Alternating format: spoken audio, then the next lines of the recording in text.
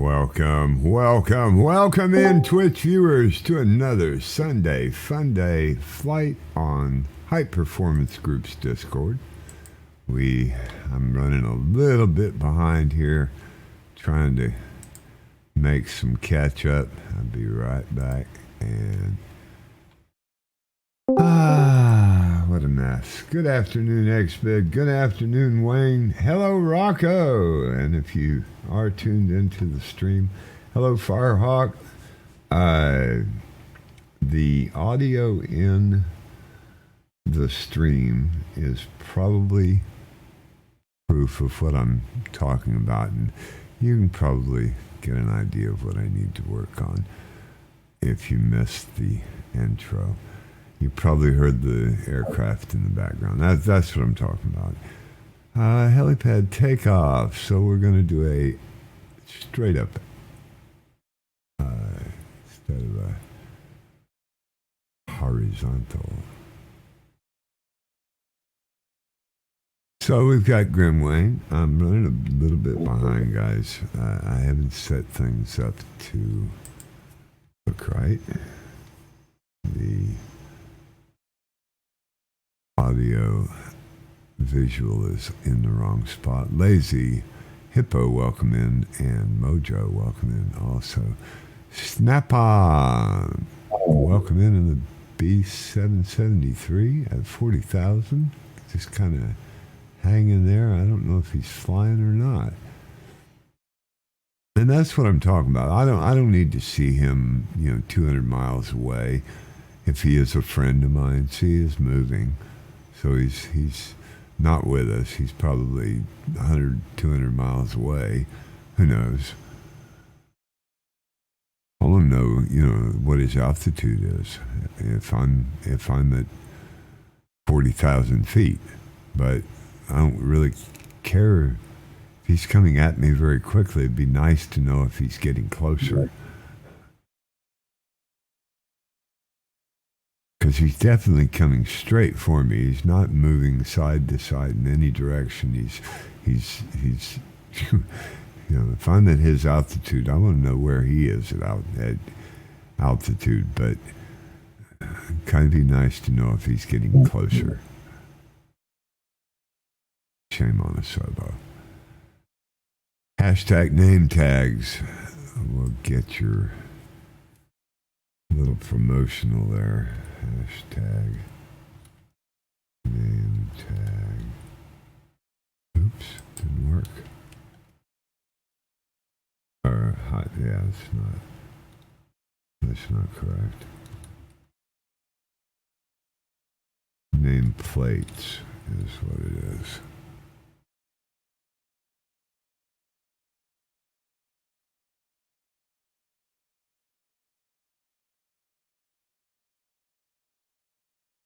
Well, that didn't work either.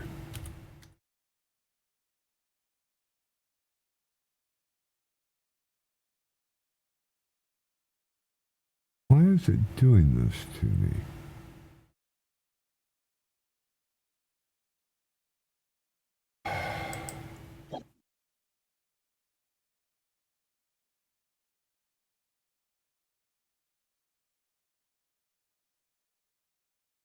So right there you go. If you're interested, want to see the name, the distance, course, and speed of other aircraft on the nameplates, it's really easy process. All they have to do is call the information that's already in the sim, being provided to other portions of the sim. And some of us feel like it's an important topic. Others have other reasons for desiring that information to be put there and available for us to use. So I think it's an important topic. I'll turn the music down a little bit so we got, oh man, something wrong here.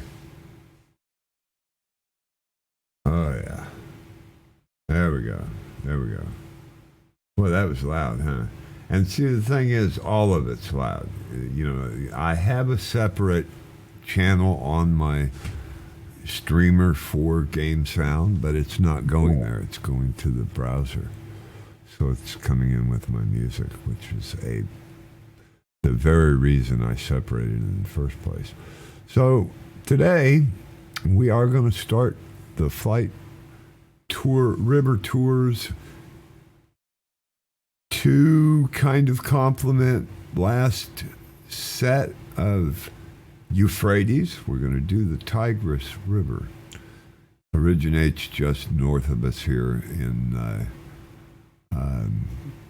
the mountains. Right? I got this right? Yeah. Really just north of us. And it feeds off, it doesn't actually fall into the ocean. It feeds off into something else that joins with it and falls into the ocean. But because of the national separations, they don't actually call it the Tigris anymore when it falls into the ocean. So that's what I found in my goodies this morning. And now I do have a chat bot up. But guess what? I can tell you guys all about our connections. We always have a plan. Hopefully it's right, which it's not. So something here, I gotta fix this. Why did that not work right? See what this says. That's not it. So why did it not work right? Something is wrong. Oh, it was right. No, that's not right. What? Yes, that's right. Okay.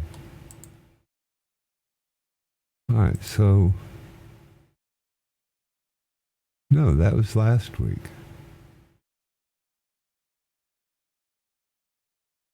So why did it pull that out?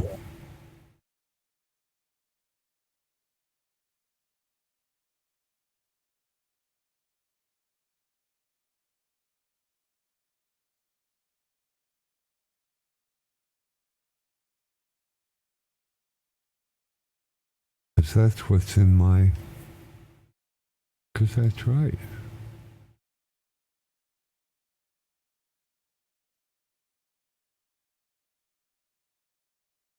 Okay, so that's right. I don't know why I stumbled there. So welcome, Twitch viewers, to another stumbling presentation of the Bucket Brigade River Tours. Why the bucket? Because we're full of it. Got to have some place to put it. There is a plan. That's the plan. You can always get the flight information off the main Flight Sim calendar at Flight Sim Forums information centers there. And we always have live comms on High Performance Group's Discord. I support, as you see, the H-160. I enjoy the aircraft. I think they're the best developer on the 2020 version of the Sim Alpha. What now? Welcome into the ICE bucket. Welcome into our Sunday Fun Day flight. We kind of take it easy on Sunday. Now today we do have a little bit of a long flight. It's not terribly taxing to us. Let me pull this over here so it's kind of where I want it. And a little bit more. Good grief, I'm not getting anywhere here. Shazam, Captain. So, we're starting up here somewhere near, I guess, not Armenia, but Turkey. In Turkey. And the river actually starts just above us here at this little lake area here, but it's not even called the Euphrates there, so it doesn't matter. Only a few miles north of us, and we're going to transport down the Euphrates today. Someone have a push to torque that's not activated? Rocco, do me a favor and go push to talk for me if you don't mind. Appreciate you, buddy. So we're going to run the Euphrates. It is 286 miles, a full 300 mile trip today. And by Euphrates, you mean the Tigris, right? Yeah, by Euphrates, I definitely mean the Tigris. We were talking about flights with Joel this morning, and that's where that actually came from. Joel used to make those mistakes all the time, and one of the reasons what we were talking about this morning, actually, that Joel decided not to do Discord quite as much, because things got said, and it pointed out that we're all human, and I have to ask Posada where we are frequently. So, and Firehawk knows on Sunday that's usually him as well. So, welcome in, guys. Appreciate everybody's support, and hope you'll fly with us. Coming out today out of Lima Tango Charlie Victor.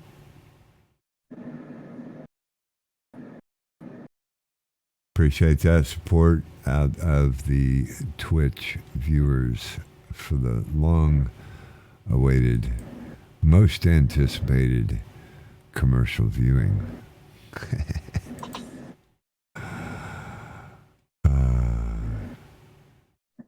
Done with just lobbied.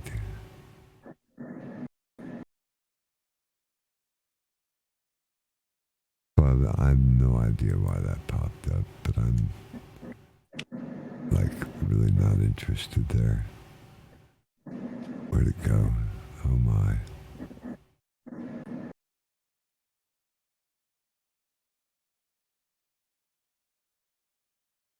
All right, so let's take a quick check. Mojo XBid, appreciate your support in the Twitch stream. Guys, welcome in. I don't see any reason to hold this off any further. Looks like somebody's getting airborne in front of me. Losing the desire to watch me fumble anymore. Welcome, Grimway. And I'm getting on the ball, honest. I got to move my steering wheel out of the way. I mean, I'm so far behind. I got off on technical issues this morning and learned some programming, and we talked programming stuff for most of the morning hour before stream, so I didn't really get set up as much as I should have. Problem with the whole thing is I started at 8 o'clock this morning and actually got a post 2.5 hours early this morning. Or I started at 6:30 and got a post by 7:30. So here we are. Hey, yay.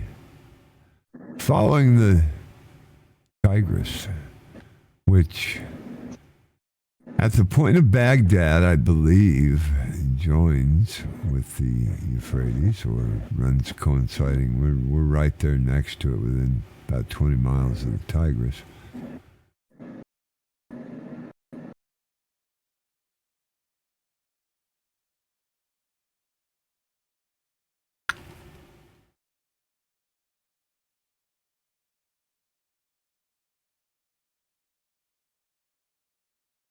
So I'm going to go ahead and just jump over here and get on the river. I'm not even going to shortcut that. I'm just going to drop down and say hello.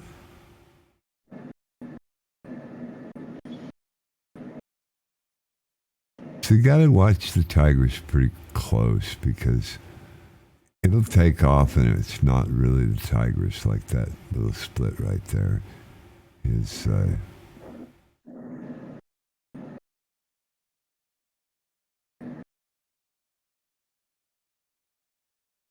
a wandering brook compared to the Tigris.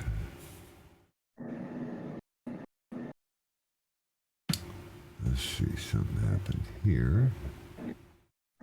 And this. My channel stream manager. Back to you guys. Ellie Pilot, welcome in. Good to see you. Good morning.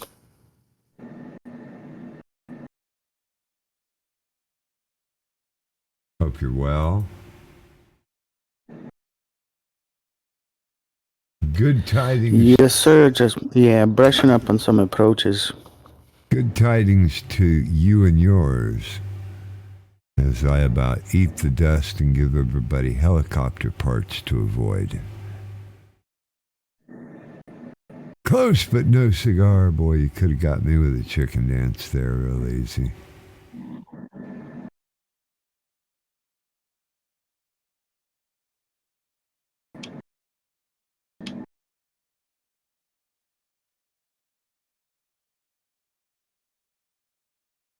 Skirting the big city here.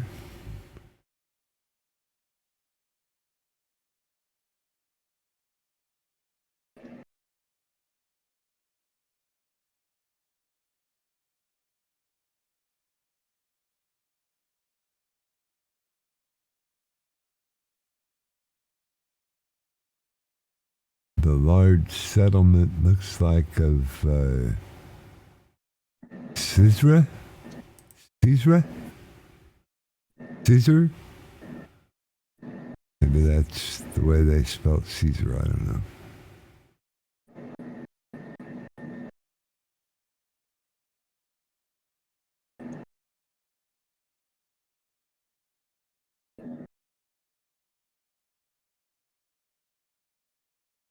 And I keep saying Euphrates. I don't know why, last week kind of stuck in my mind. I guess it's telling me that I really should have separated these and gone someplace else more interesting this week, but I didn't, so we'll follow the Euphrates for a couple of weeks.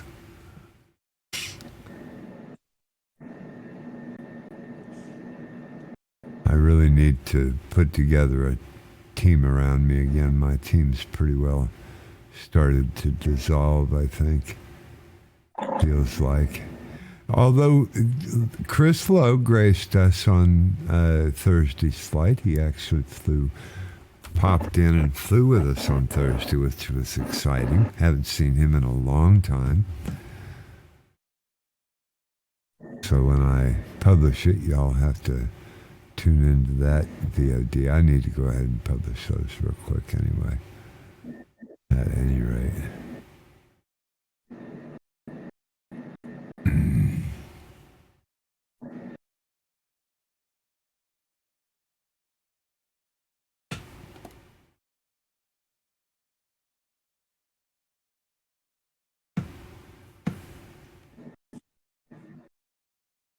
Am I still on the Euphrates?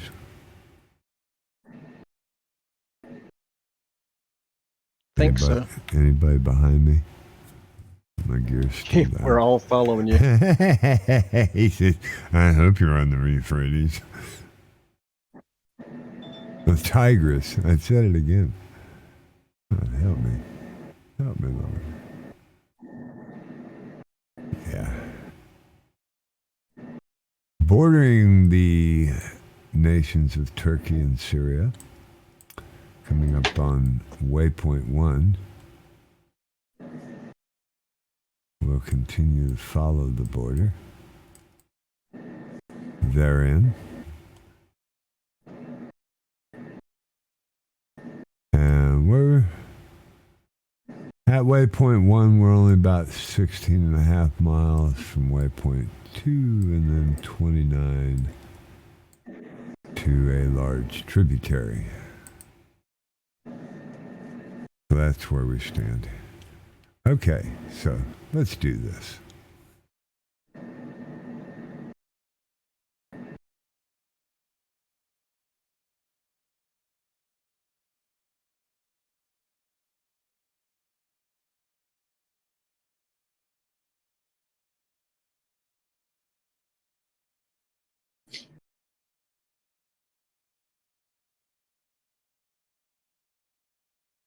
And we'll catch a little more wind.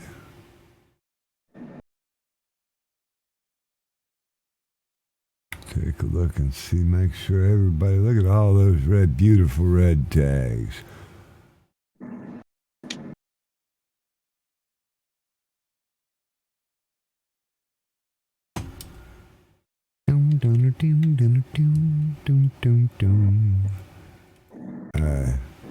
You know you're challenging me, right, Wayne?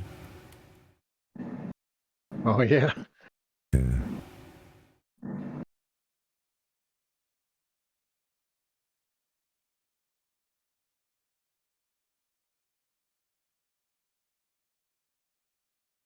What's your airspeed, Wayne? Close to 200 knots right now. I've changed out aircraft. I'm in Cessna Tweet. Oh, yeah.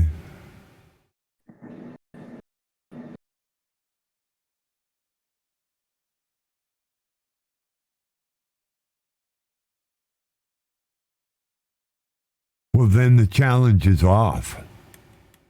Yeah. Yeah, this thing's pretty zippy. Yeah, I've thought about like flying a GB or something, but I don't know. I don't really use the nav so much as I do the altitude hold and the airspeed.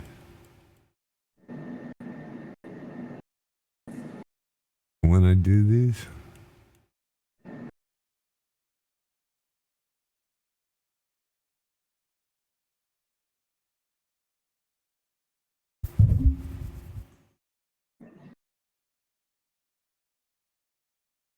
I believe I can just about stick with the river better in this jet than I can in my helicopters.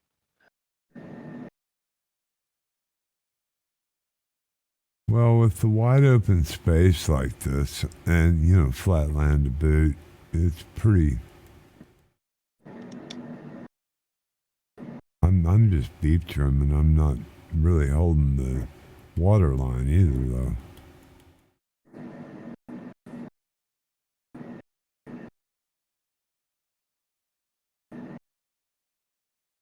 In fact, I was going to come down to 14 and decided 15 was safer.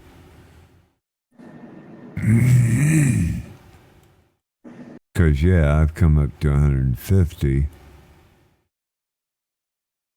148 or so. There you are, with a flyby. And this big T-37.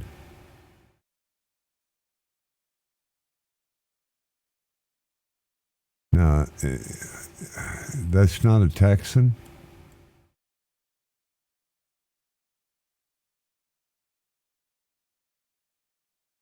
He's What, not the answering. one I'm flying? Yeah. Because I would have read that off as a Texan. I would have thought that was part of the Microsoft pack.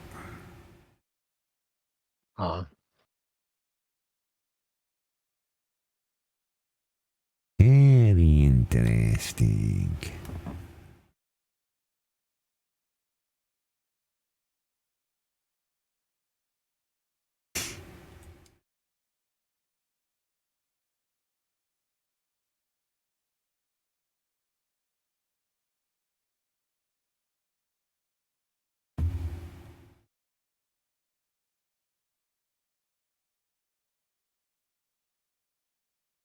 Tango Durden.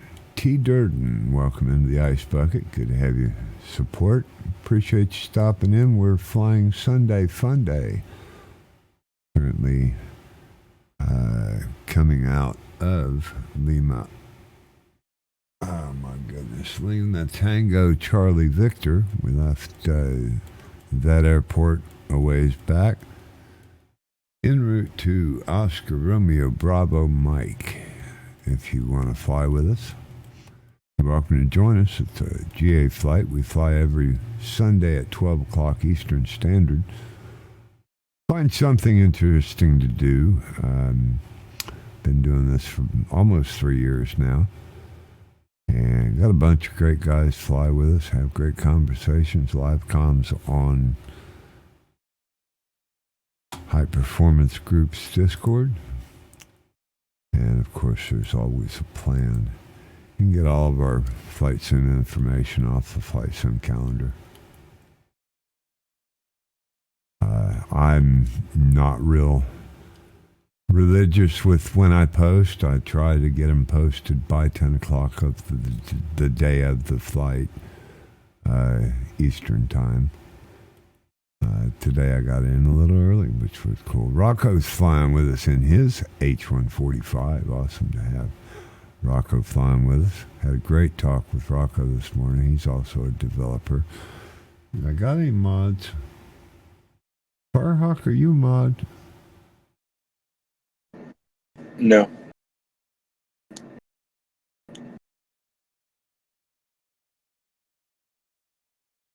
I'm not sure if he has a stream anymore. He said he hadn't streamed in a long time, but big shout out to Rocco. He gave me a lot of information, real useful to me this morning. I got a better grip on what he's producing. He's got an amazing software that he's working on that actually will auto land any fixed wing aircraft at any aircraft within the sim by simply its runway elevation and airport data. The open source is all there, and he's accessed it in Flow to actually auto land. If you have Flow, you can access his script. Right now it's not released, but what he showed me this morning, I really let him delve into it because it got real interesting. Some of the stuff he's doing with it, amazing information has been gathered in just his one script. So it's going to be pretty cool to see when he puts actually releases it. Right now it is in final testing, so he's got a great start on it. That's all I got to say. If what he's going for is greatness in detail, he's done that already. You know, if you realize every aircraft has auto land, I Right. think the question becomes whether you want to do it a second time. That's a good point. Yeah. Now, no, and that's what I'm saying. I watched him for a good 2-3 hours this morning. I know, a couple hours, and doing not like now. What's the one in the Himalayas? I keep thinking Lovelock, now Lukla. So he's doing Lukla on an approach and letting his software land the aircraft pretty much by computer data. And he can do it with any aircraft that he's got. So like you say, every aircraft's got the land ability.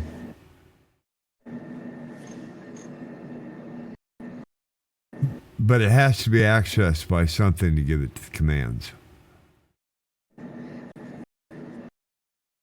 Yeah, I think even a Cessna 152, if you let your hands off the controls and sit back, eventually that aircraft is going to be on the ground. Depends on whether you want parts for sale or not. Helicopter parts for sale. There you go.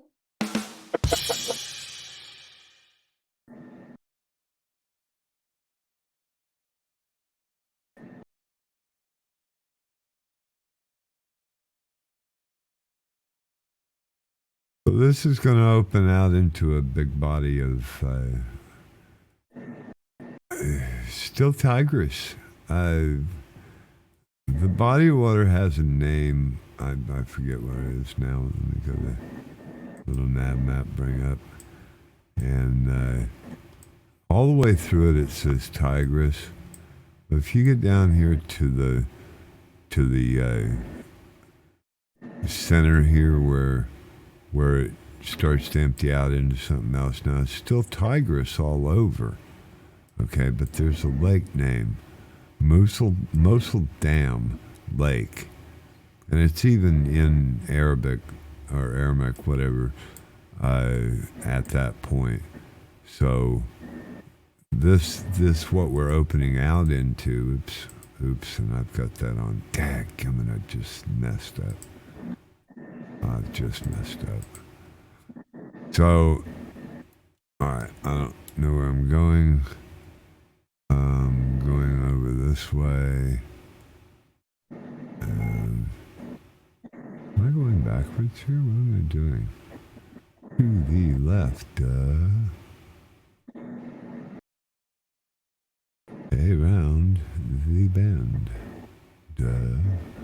Going toward Baghdad International in 200 or 300 miles. Go this way. Go this way, young man. Go west. Yonder north to Alaska.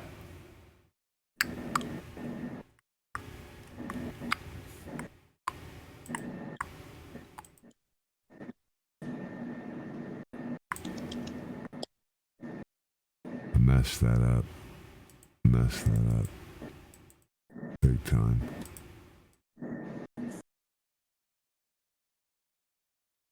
Oh no, that wasn't the one. Oh no, that wasn't the one either.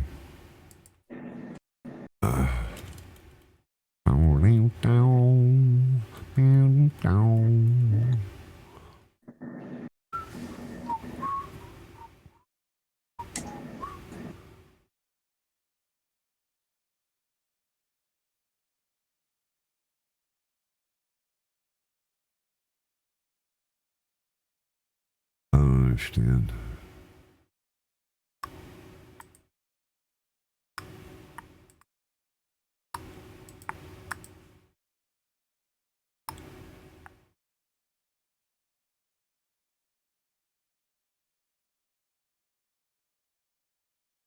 Yeah, we were talking this morning. FlowPro is such an amazing program that, you know, if they just would be a little more helpful to the community and let the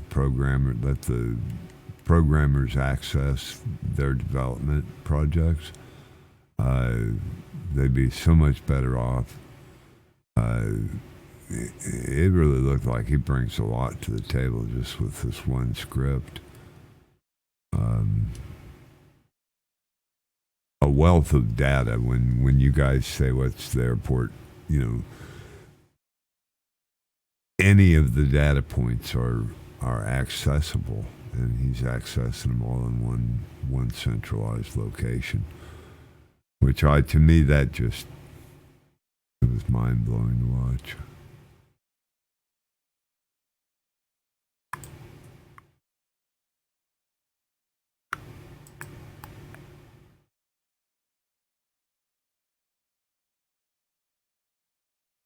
With a flyover by Grimwayne, I was pretty sure that's who it was. In his Tango 37. So would you call that an economy jet? Yeah. Or is it a military jet? It's a military trainer. Oh, okay. Okay. I think it's out of service now, but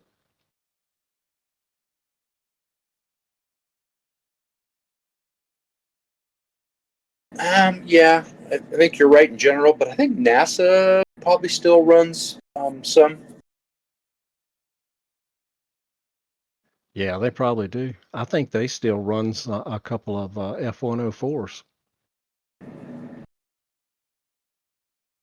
They just keep all the coolest stuff for themselves.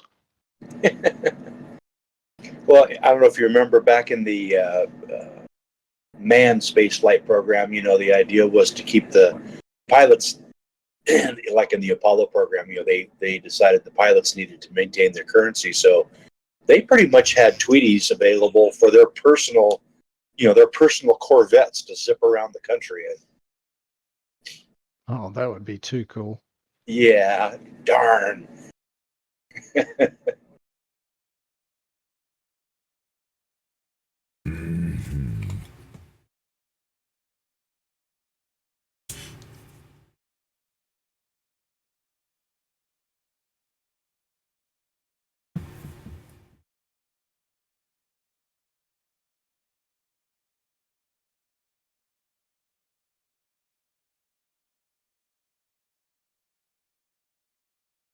So, has there been any naval battles here on these rivers? I mean, this borderlines two opposing nations, right? Am I wrong there?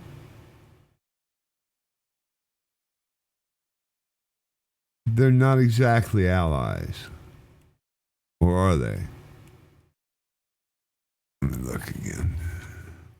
What exactly I'm talking about.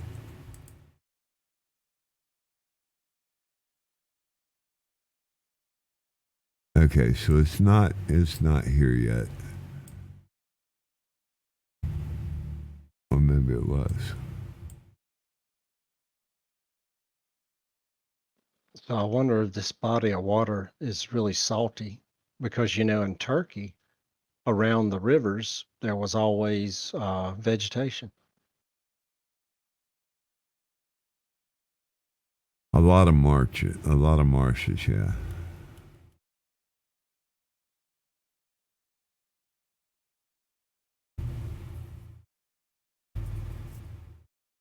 I think for a river system or a lake system to be salty, generally there has to be no outlet.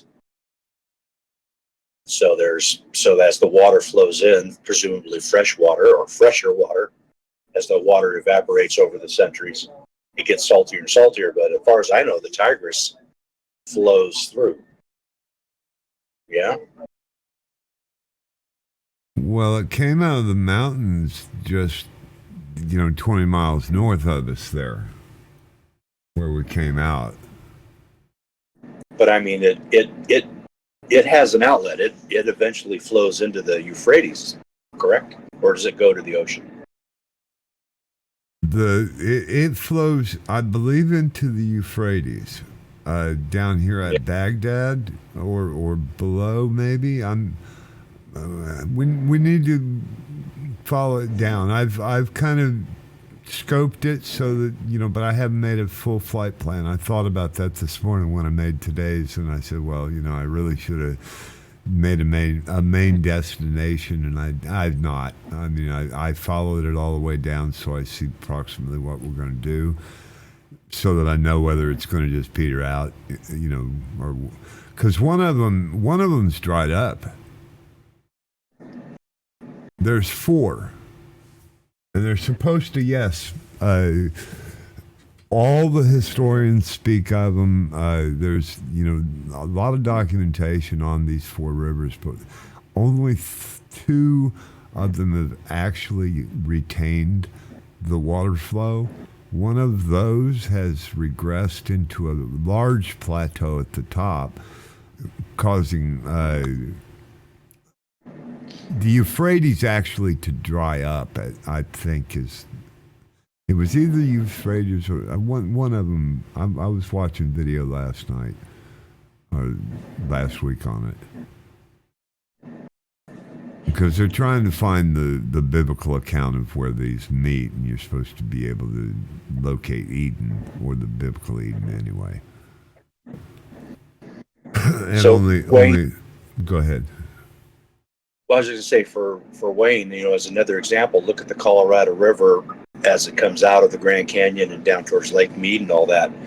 There's a lot of water there, and there is nothing on either side vegetation wise, generally. Okay, so what is the actual question? Is this brackish water? Is that the question? Yeah, he was kind of wondering if it was because of the lack of vegetation, if this was particularly salty. So, hey Siri, is the Tigris River a brackish content? A freshwater river. This is from study.com. From study.com.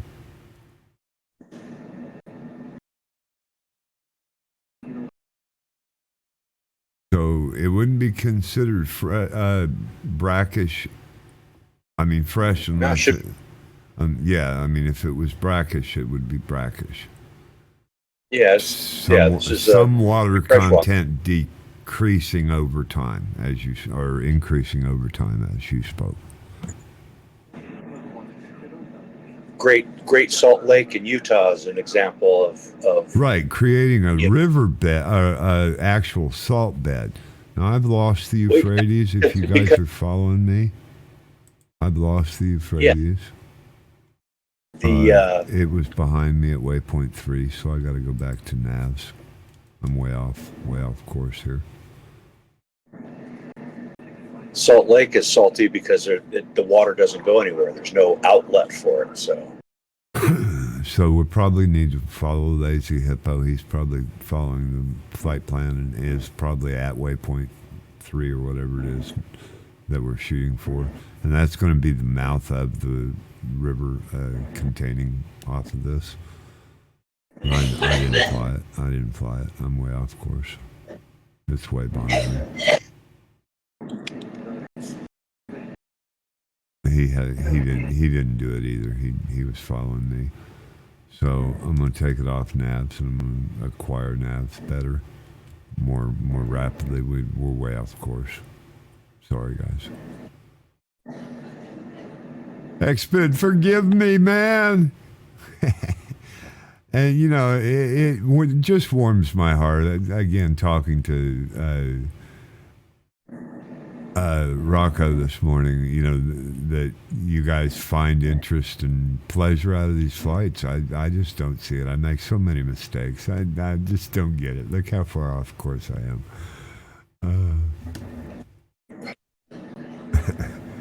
Sun River Tour Ice, man. What's this? Where's the river ice? And you got everybody following you. Yeah, we were talking about that too. A lot of these guys are doing it just for the educational content and the knowledge of how to navigate and stuff. And I don't do that. A lot of you guys do, and that's why I apologize for these little mistakes. Look at me. Well, of course. But it wouldn't be the ice bucket, right? We couldn't be the bucket brigade without following a pilot bucket retention. Okay, back on course to follow the river. We missed the mouth. I so carefully programmed that mouth in there too. Shame on me. Yappity yap. And with 90 degree out on this trajectory to find the navs. Quickly acquiring navs.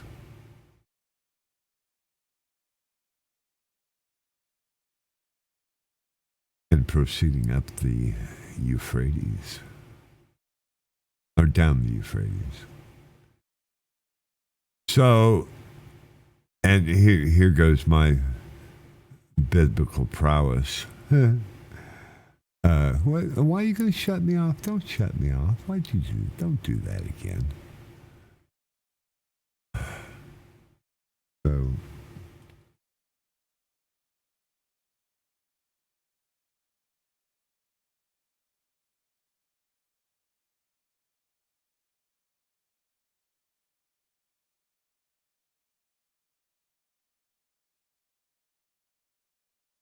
yep. It's way over here. What you doing, Nice? What's wrong with you?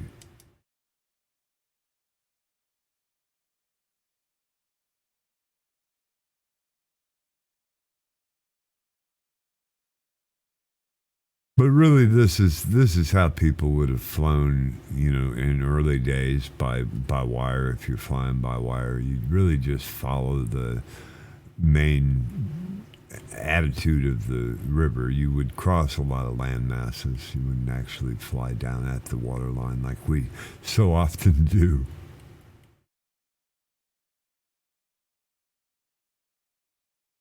And like has really become the theme is flying those low and slow river lines. So we'll get back down here and pay some attention. It winds so much.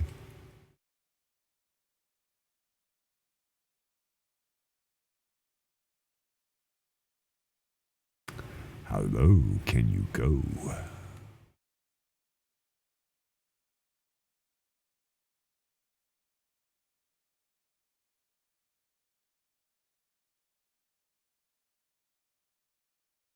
Descending through 1500. 1600, I'm sorry. to 1500. And holding. There's a bridge. Well, that looks like a broken bridge. What's that all about? What was that? Did you see that, Firehawk?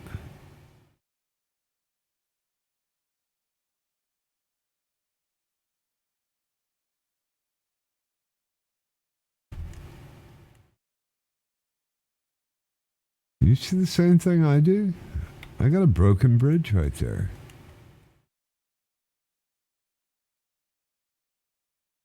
Rolling through 1,000. 100. To 1,000. At about 320 feet off the water line.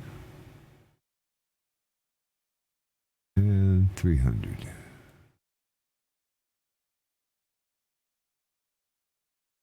Rolling into 1,000 feet AGL.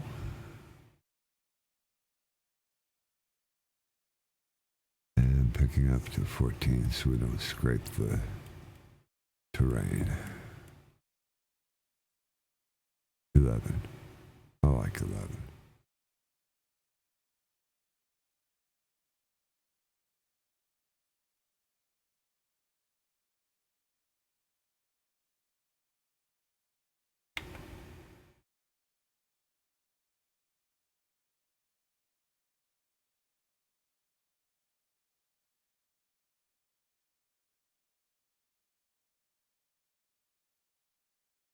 Anybody else see that broken bridge? Or is that just in my sim?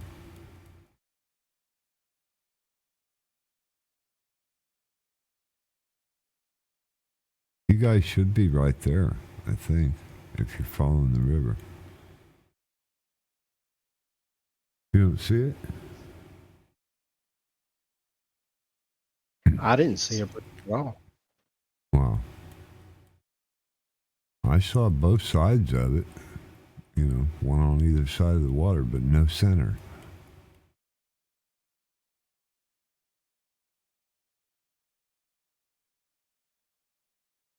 I didn't see any traffic in the, you know, flying over it either, though. It was kind of weird. I've never seen a broken bridge.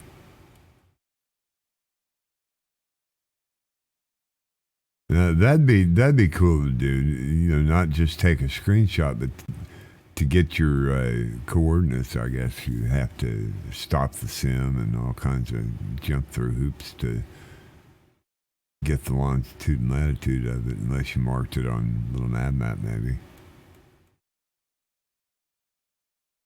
Be interesting to come back and see if it was broken next time.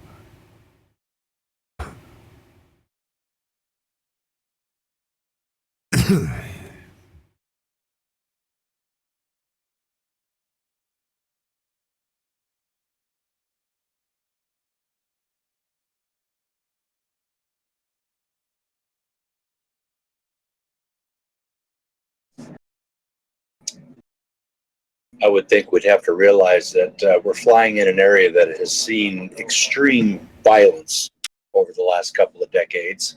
Okay. And some of that's probably bound to show up on satellite imagery, and the AI's got to try to do something with it. Right on. That's kind of what I was thinking about that broken bridge. Yeah. Really? Yeah. I guess, because here's a fully operational bridge. But like you say, I guess it could be, sure.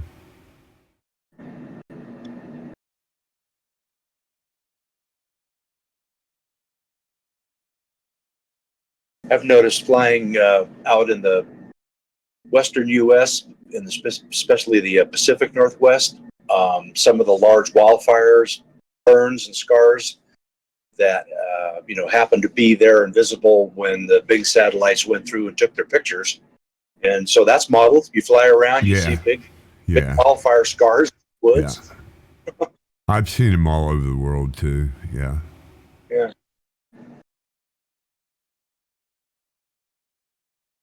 Well, there is a bunch of bridges, guys. I don't know if you can fly any of them, but there's a bunch of bridges. So is this Baghdad? Yes. This is Baghdad. Should be Mosul. Mosul? Okay. So no, this is not Baghdad. Thank you.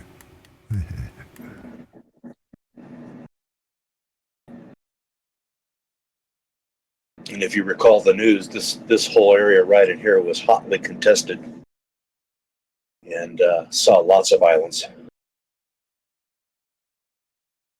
I got a big stutter, a very large stutter.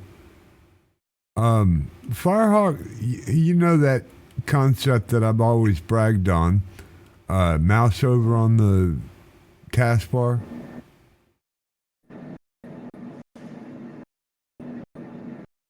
You familiar with that? No. If you go down, if you go down to your taskbar and mouse over the flight sim icon, you get a little pop-up that shows a preview, right? Let's see. Yeah. Now, if you pull your mouse up to that preview window, and hold it over that preview window, everything else on your system goes dark, correct?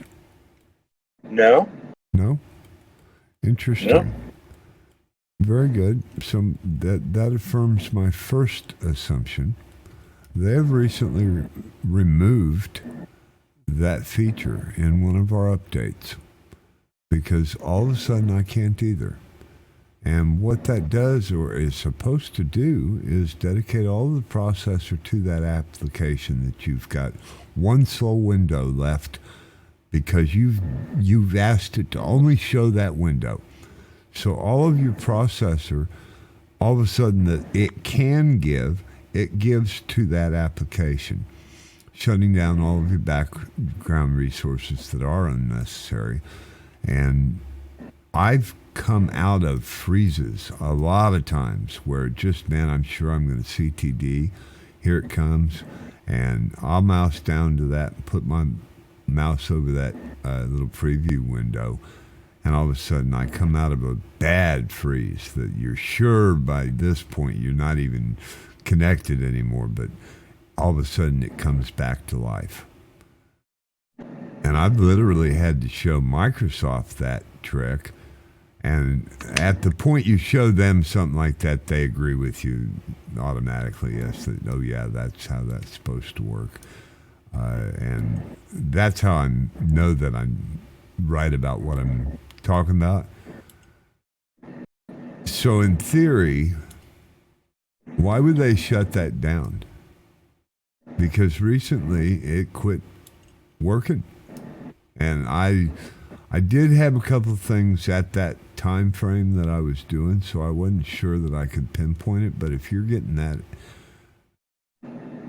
you didn't know about the feature earlier, so you don't know whether it was working and it isn't working, but it definitely isn't doing, it's not shutting down all your background screens and only giving you the one focus. Not shutting them down as in, like in... Oh, it doesn't shut down the program. It doesn't shut down the program. It essentially acts like when you bottom right corner to request only your desktop to show, it does basically the same thing, only it shows only that application that you're highlighting at that moment. And what that's doing is shutting down, or not shutting down, but putting in the background all of the windows that you may have running at that time. So if you've got a processor-intensive request going on in the background, it stages that even farther behind the flight sim if that's what you're requesting to show all of the... Well, yeah, so I brought up another window, put it on top of the flight simulator, went down to the taskbar. Just by hovering over it didn't do anything, but if I either left or right click on it, it just makes it the active program and it puts everything else. That's not what I'm talking about. There was a time, at least, and unless it's a feature that I've inadvertently shut down, there was a time when I could simply mouse over that and everything else would disappear on other monitors.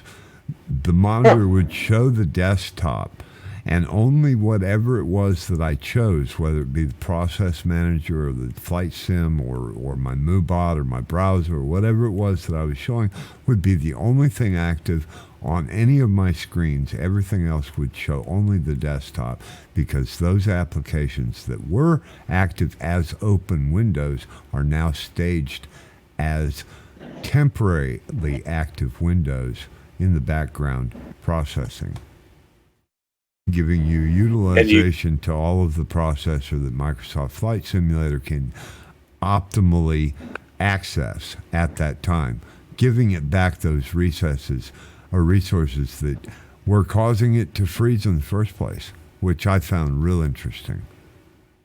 And you've right-clicked on the taskbar and gone to taskbar settings and double-checked all the settings in there to see maybe something didn't get turned off? I think I have. You're talking about actually right-clicking on it and going and right-clicking on the simulator itself.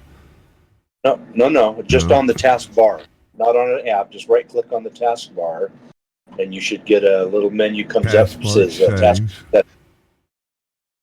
So there's this pilot, task view, widgets. All I get is taskbar manager and taskbar settings. So I go to taskbar settings. Taskbar behavior. And I thought maybe it was Copilot preview,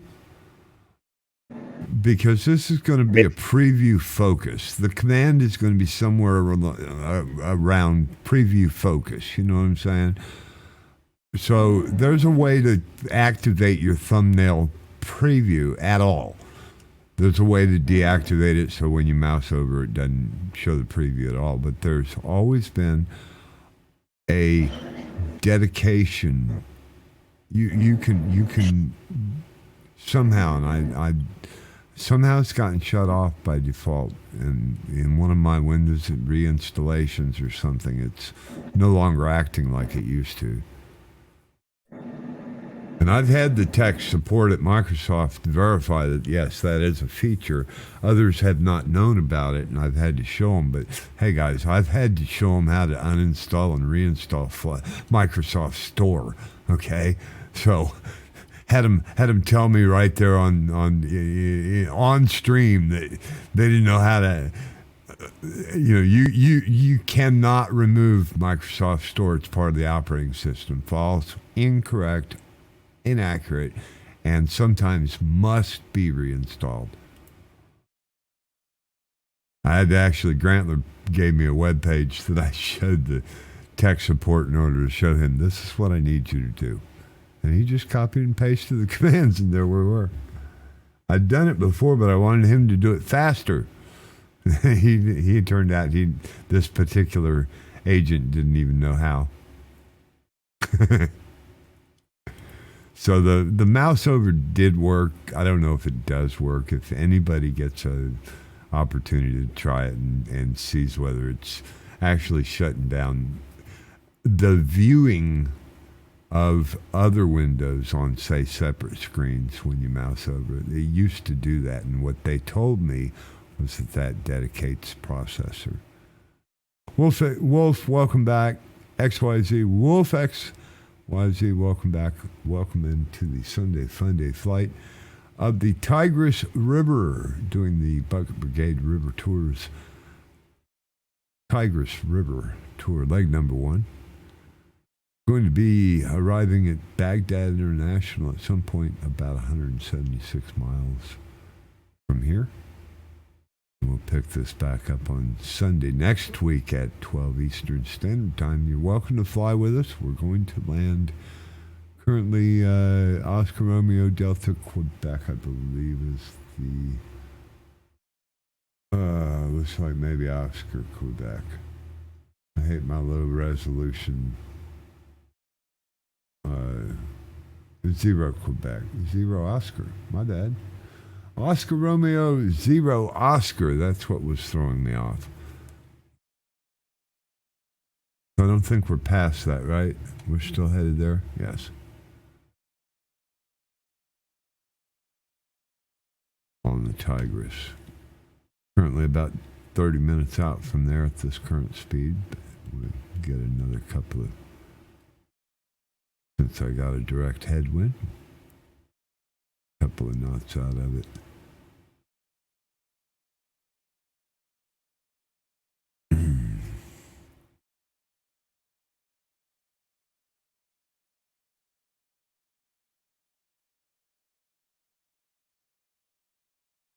So, guys, I know where you came from, Wolf. Durden, type in, tell me who you are. Where are you from? You around the world someplace exotic, or you here in the States? Did you come in for iRacing or flight sim? I do a lot of driving sims as well. People end up over here during my flights sometimes. Usually it's flight simmers. Search flight sim in Twitch or something. But welcome in to the Ice Bucket, where you have a license to chill.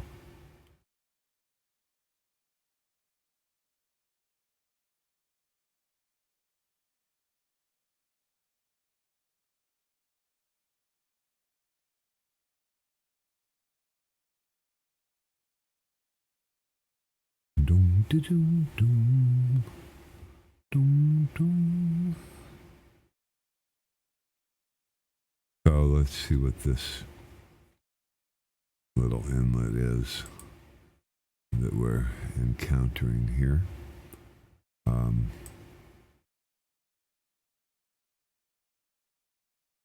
So this is the Sigsuyu River? Sigsuyu? Sigsuyu, right? Anybody have a semi-accurate pronunciation of that? Seems like it's a big river. Maybe we'll fly that one day. The Sieg. It goes way up into past Katura. Like when that was, Kahlua. Cool. Oh yeah, it goes way up in the mountains. Cool. We'll run that one too. Come back another time frame, a few months from now maybe. I think we've done all the Middle East we're going to do this month. This set, this will be the last. We'll do these two, and because we know they exist, we know they're here. Current elevation data shows us everything, and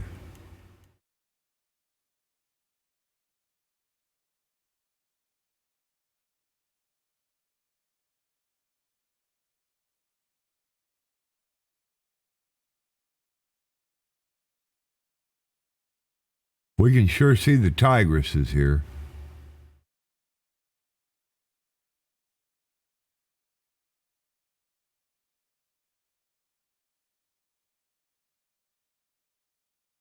Oh my, there is a plan, but it didn't show me what that plan was, did it? Goodness. Why is that stuff not coming up in there? I showed the plan. Interesting.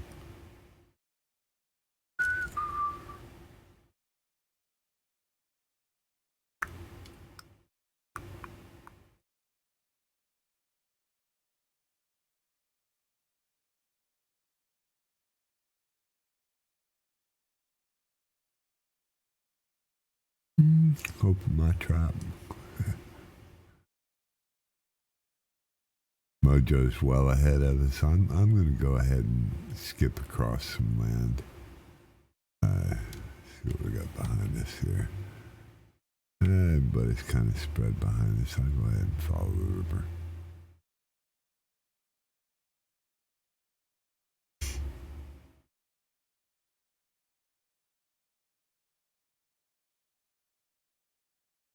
Kajara West.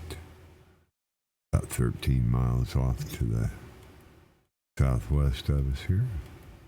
Or west of us.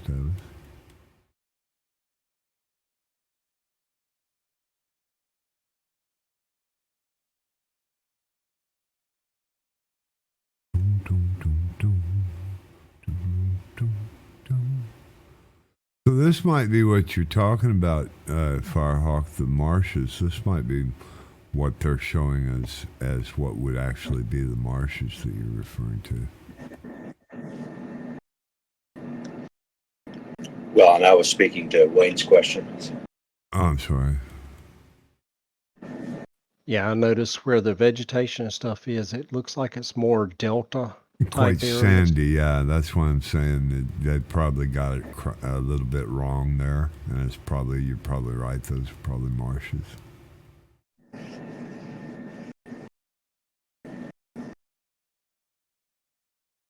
Because we know a Sobo wouldn't mess up the terrain style, you know. There couldn't be a tree in front of the runway. I mean, that just wouldn't happen in real life, right?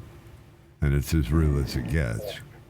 That drives me crazy, man. That and buses that run into you. We had one this morning. So Rocco's working that Autoland software, right, for Parallel 42's Flow Pro. And he comes to a tree and he says, I don't know what to do with that. And I said, well, you know what? In real life, that tree would not be there. We know that tree would not. If it were there, it's not as tall as it thinks it is. So just fly through it. It's the only one. They got the elevation basically right for the rest of them. You know the tree's not there. You know, it's a pigment of the Sobo's imagination, and they didn't know what else to do with it. It was easiest, and they haven't noticed it, and that's why. I mean that, and I commented at the time. I said that's what bugs me. A Sobo says, "Well, we've done all we can with it." They have not done all they can with it. They can remove those trees. When is 2024 supposed to come out? I don't want it. I don't care. I really have no clue. I'm not just trying to be smart, which I am, but it's so irrelevant to me because I can't afford it. They're not going to give it to me. This one's not done. That was the point. This one's not done. How can they stand there and with any straight face say we've done all we can with it when you've got trees you're flying into on approach? So to your question, Wayne, there's a little bit of discussion about that this week, and a couple of theories are that they're going to make an announcement at, one of their developer conferences coming up in June, I think, or maybe like at Gamescom in August, something like that. But it's gone really quiet, hasn't it? Yeah, it has. There's no hype and hoopla and teasers and trailers, and they're not doing anything to build the anticipation. So yeah, I'm wondering. So do you think it may have gone stagnant for a stumbling block? Speed I bump? had heard they were having trouble getting like your add-on aircraft to incorporate into it. That might have stopped them. I don't know. Well, I think any major project like that, though, there's the time. Sure. The time Yeah. always slip. There's always delays. And I think it starts out with not knowing what you don't know, and they're finding stuff out. Right, Yeah. right. And just like Rocco was talking about, I said, it looks perfect. Why aren't you releasing it? He says, well, there's still, this and that. And he knows he can get it down if you can just get cooperation by the developer to give him the information he needs. He can get it down and it'll be releasable. But right now it's got certain things that he's not satisfied with. And that's the point that you say, well, you know what? I've told a lot of people about it. They're all excited. It looks great. But it's not done. And I've still got to get this one thing or I can't consider it done. And until it's done, I can't fully release it. And in his case, he's a small developer. He really doesn't have a team or anybody that's been beta testing. It's all him, and he's doing his own thing. But he's got a fantastic product that's, in my opinion, is probably going to get recognized right off. And it may be one of the reasons he's running into stumbling blocks. Nobody wants to cooperate because he knows that he's one-upped them. You know, he's one-upped them. He's got people something don't like that they he's one-upped them. Oh man, I didn't think about that. Now we got to figure out how, because we don't want him to get to it first, or if he gets to it first, now we got to talk to him and acquire his better understanding. So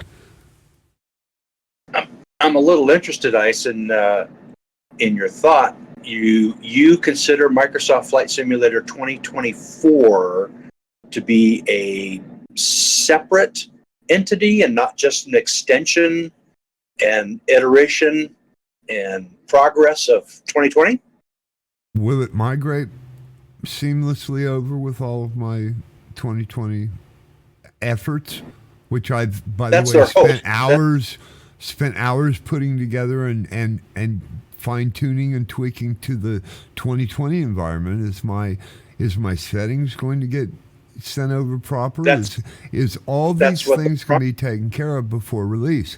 And by before release, I mean before I spend my money, which I shouldn't have to spend again because I already own this thing that you're saying is a upgrade, not a new software. I see it as a new software. Yes.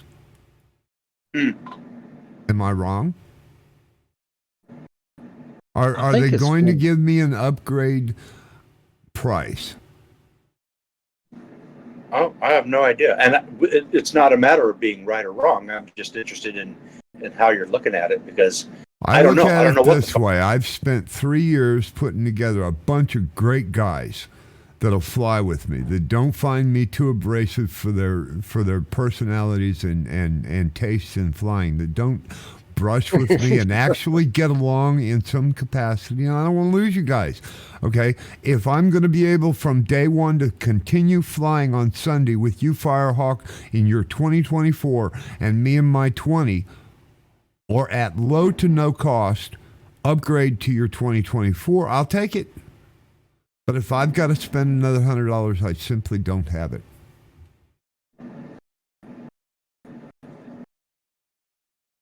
And if I can't fly, with 10 out of the 100 over time that have attached to me as a person that they will look forward to flying with if they see me doing so,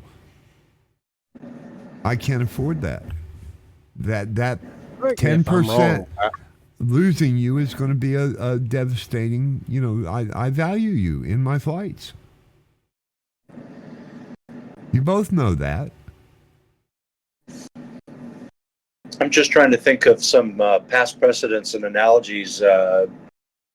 Microsoft, for example, you had Excel and you had Microsoft Word, and you could get these programs. And then when they came out they kind of wrapped that all up into Microsoft Office, and then what is it now? Microsoft 360. They gave us something, but each time, if you wanted to do those upgrades, they cost money, even though you had the other stuff. No, I disagree. Here's my thing. Essentially, Flight Sim is an operating system in itself. It basically houses all of these extras that we're talking, the very extras that we're talking about. It has to, of course, ride on the operating system, but the operating system, if you boil it down to that, as Microsoft is a company, they produced a product called DOS 6.1. They produced a product that rode on DOS 6.1 called Windows 3.1, 3.2, et cetera, et cetera. We went into all of those upgrades were free for that operating system. They were portrayed as upgrades. Well, I didn't pay a dime for them. I simply migrated from my Windows 10 to my Windows 11, the operating system. Same thing with the Flight Sim. I see it as a operating system in itself, as it houses everything that I want to do in the environment that it is bought and paid for. I spend more for this operating system than I have anything else, including my Windows, by the way, because it came with my computer.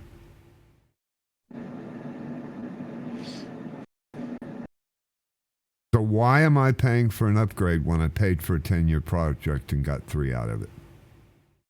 And I appreciate that perspective from a customer. Yeah. And but what if you were a shareholder in Microsoft? I'm not. Would you want them to give away? I don't care about Microsoft's money. Microsoft has more money than God. Please don't strike me dead. Please don't strike me dead. But here's my point. That's not my point. Look at it from a shareholder's the little perspective. shareholder, the little guy who wants to make a living and better his life. He should have invested in sugar. The new one is going to be, to me, it's going to be like truck sim in the air. I'm going to keep both of them on my computer. Well, at some point, I could fly my Sim City in Flight Simulator. Do you remember those days? I could fly my cities with my aircraft. Yeah. I just look at it kind of like on the truck sim. If a new state comes out, I buy it. Yep. So I don't begrudge Microsoft. No, I don't either. But I do for the upgrades. I don't pay upgrades every single week in iRacing and ATS. I receive upgrades. Every single. I can count on it on a certain day. It's going to happen. If I backed them up, I'm going to have to get them and spend the time when I come back in 6 months from now. Simply put, I don't pay for a single one of them. Because their 15-year project is going to have many upgrades along the way. Just like the helicopter, just like any other developer should be, because I paid $120 for the software, and they told me they were going to work on it and better it every chance they got for the next 10 years. And then they exclude half my community by offering them something better. Oh, we can give you a better graphic, better performance, and better this. Okay, so make it an upgrade to my flight simulator that I bought. Don't exclude me from flying with my favorite brothers in flight. And that's what they're going to do, is they're going to exclude me from half of my people that I've put together over all this time, or make me make the choice whether my medication, my housing, my bottle of wine, or my music on stream has to go in order to pay for it. And for me, I've already paid for it. I'm not, I'll never be a Microsoft flight sim community streamer because I vocalize these very things. And I get it. It's a sensitive, close to the vest topic. But I don't consider myself an influencer. I'm small time. Nobody listens to me, and that's cool. I've got my own opinions, but I'm not going to hide them. I'm always going to be me. You underscore the two sides of the coin of our great capitalist society that we live in. Well, and that's fine. I live and let live, and I don't begrudge Microsoft to make a good living for even their smallest shareholder. I wish I could afford to be one of those smallest shareholders.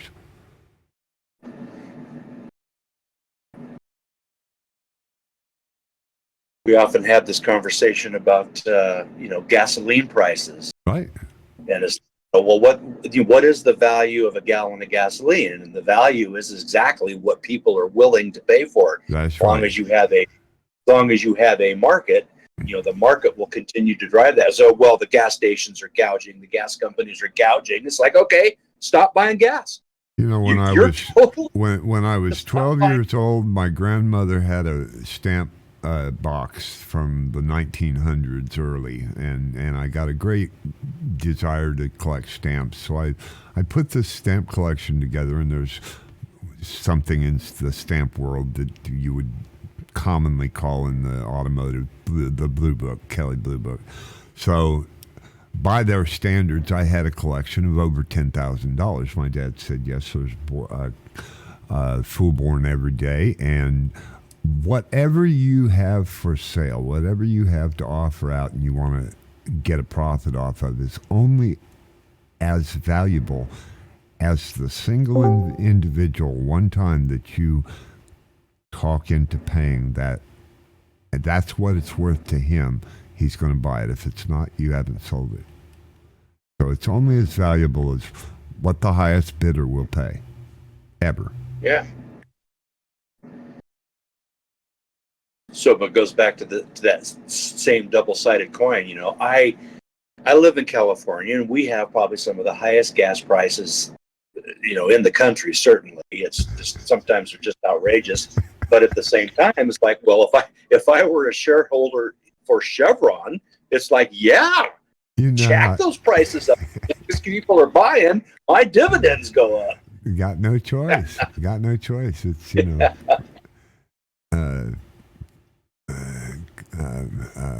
something in demand, supply and demand.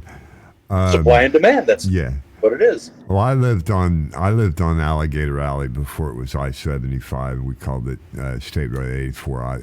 Alligator Alley ran across 90 miles of swampland that the Seminoles owned. So there's one gas station right in the middle. And if you get out on this inlet, many people fished. Many people, you know, would just go out 90 miles, you know, or 50 miles or something. Well, if you went 50 miles and were out of gas, you had to go to that gas station with that last 30 miles of gas to get gas, and you had to pay the premium because it was 90 miles back to civilization to get reasonable gas. So you paid whatever you had to.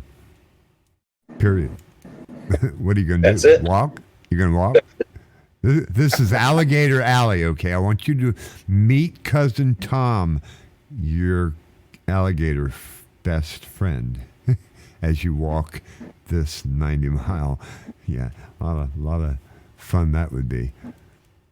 And a lot of people found themselves doing it. Huh? I had to chuckle a while back. You know, there's a lot of sections of highway down there that they have signs that it's there's no stopping. You can't stop. And you know, the reason was, the explanation that I was told or that I read was because the state troopers got tired of pulling up to cars up on a jack stand with a spare tire on the ground. That's right. And drag cars out into the bushes. Absolutely. Yes. Yes. Or people that have tried to walk to the gas station and have been, you know, in the middle of the night fallen into the canal and eaten by alligators. You know, Exactly. partial carcasses, you know, show up on the roadside because when you start flopping around and you dead weight, he's going to drag you up on shore and eat you, or get what he wants and leave you.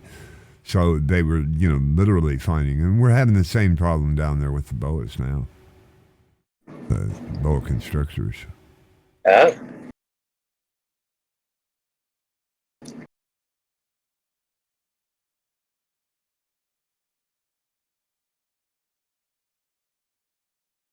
Well, anyway, so back circling back, Wayne. To Yeah, your- how did we get there? Where were we? when it's going to be released, you know, and I kind of joked the other day. I said, well, you know, technically, if they were to release it at, you know, 23 hours and 59 minutes and 59 seconds on December 31st, technically that's a 2024 release. But, you know, who knows? Who knows when it's actually going to come out? So what are we talking about? Because I think 2020, they 2020, I think they released in November, didn't they? Yeah, 15th, wasn't it? Yeah, they just barely made it in 2020. Yeah. And but who, you know, what the capabilities are going to be, what backward compatibility there's going to be. I mean, those are all big questions. And close there's no to the vest. Yeah, close to the vest. They're not even, I mean, hint on it. And I doubt a majority of the beta testers really get, I think they probably segregate certain aspects to certain testers.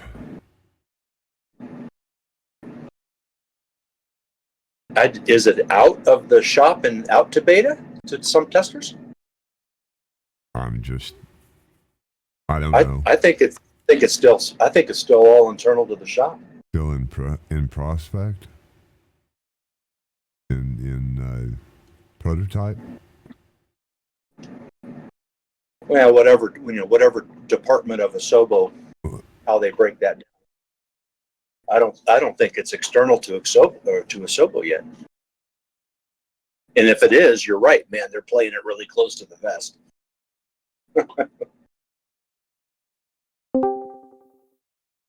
They have a very simple non-disclosure agreement. You talk, you die. Yeah, really. Fall off a bridge or out a window, right?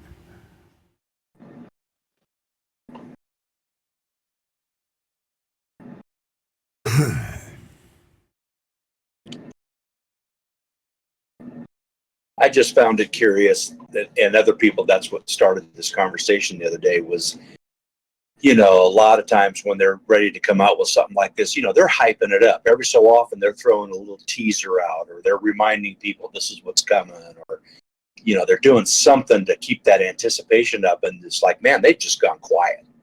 And yeah, I hadn't heard anything in ages. Yeah, that just makes me wonder that maybe when they did their first big trailers, and then the lead engineer came along to the sales staff and said, "What are you doing? We're not ready for that. Who told you to do that?" Well, and let's hit a little closer to home, because I know we probably shouldn't. But what in the world's happening with the action pack? Okay, so Mojo says 2020 released in August 2020.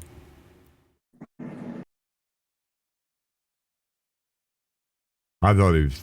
Yeah, I don't know why I'm agreeing. Yeah, they're playing that pretty close too. And then the same thing. There's I don't know whether they're been busy doing other stuff, but historically, Steve has put out some teasers and some trailers and some things to get people amped up. And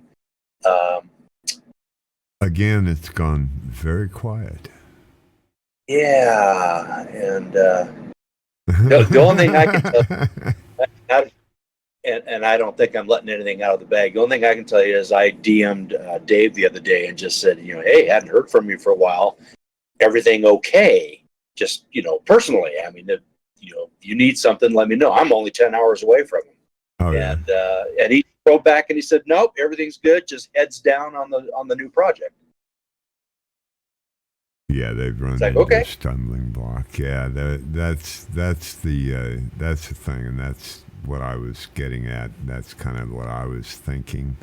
Was the same thing you were talking about with the other, was the release of 2020 may have been overprojected.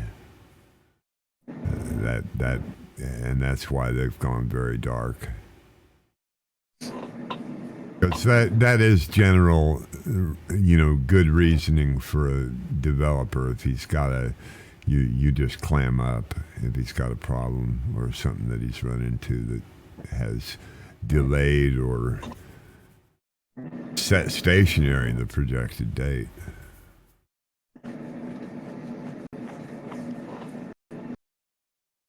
Well, I've been involved in a lot of software development, not in code writing, but in terms of, as testing as a user on very complex programs, both statewide and nationally. And none of this surprises me. You always set these goals, and then the timelines push. Our biggest problem was scope creep, because as users, we don't understand the full capabilities of the stuff. So when we're showing something that a computer can do, and I'm talking like for the fire department kind of stuff, it's like, well, hey, if it can do this, then how about it did this? And scope creep and contract compliance and add-ons, that was always a problem. But we suffered delays because we ran into problems and glitches and exceptions and all those kinds of things. And so that none of this surprises me. Right on. So I didn't stop at K2.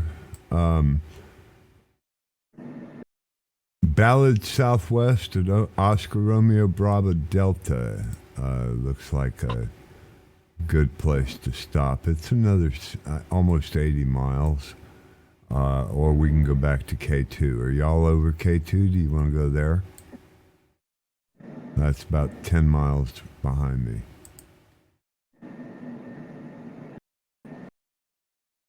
Now we're good. All right. I was going to say, speak now or forever hold your peace.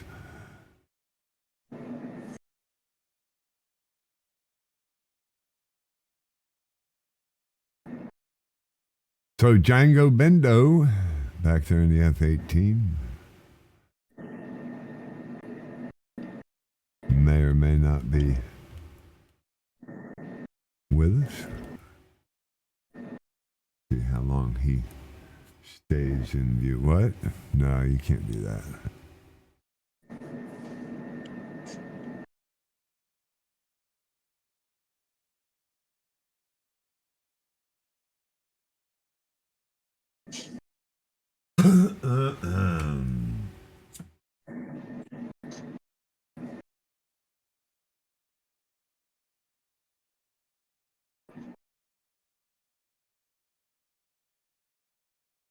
I'm just now getting around to checking Dalton.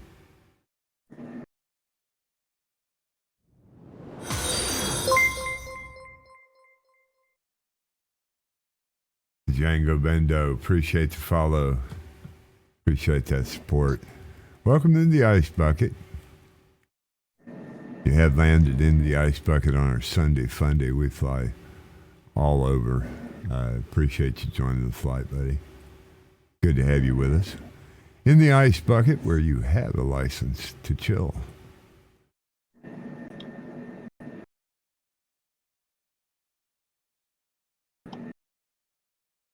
And in case you weren't aware, because you have just come into the stream, we do have live comms on High Performance Discord if you care to join us in live comms.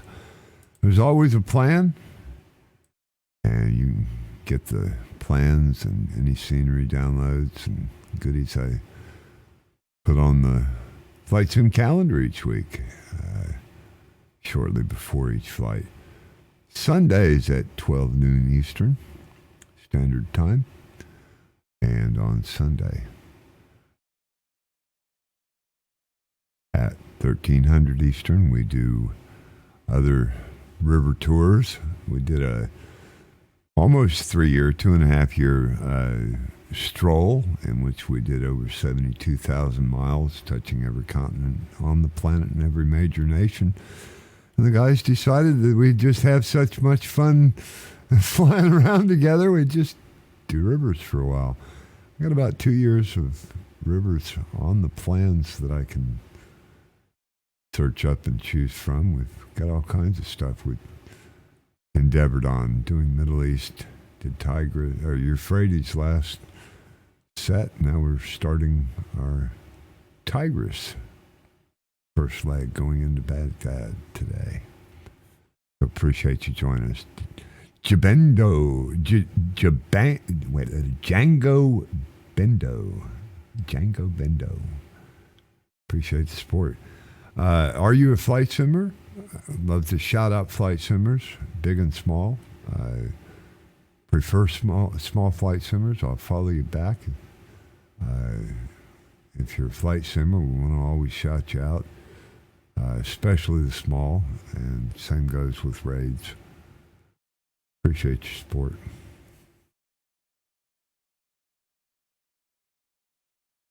Get a couple of quick screenshots here.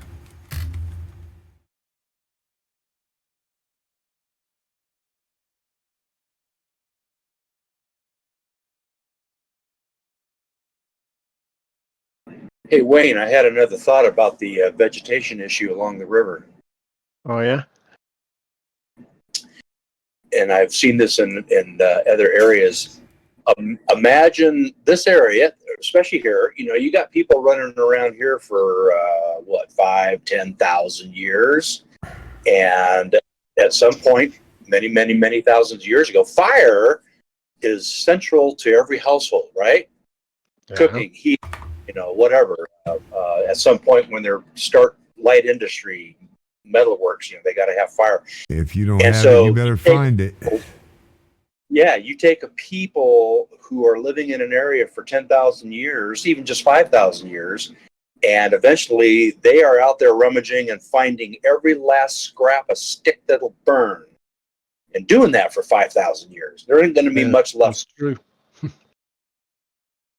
Yeah, that's And, like North Korea still doesn't have a lot of trees.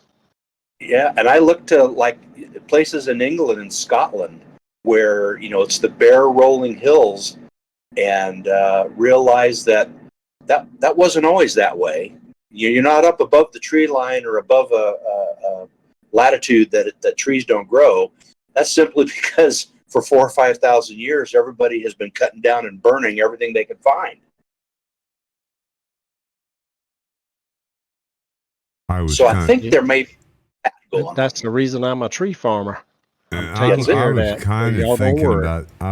of thinking about that. I watch this Enforcer every night, and some of the war zone areas that they're bombarding in Ukraine are just devastated forests that have nothing but sticks left. The trees are dead. Yeah.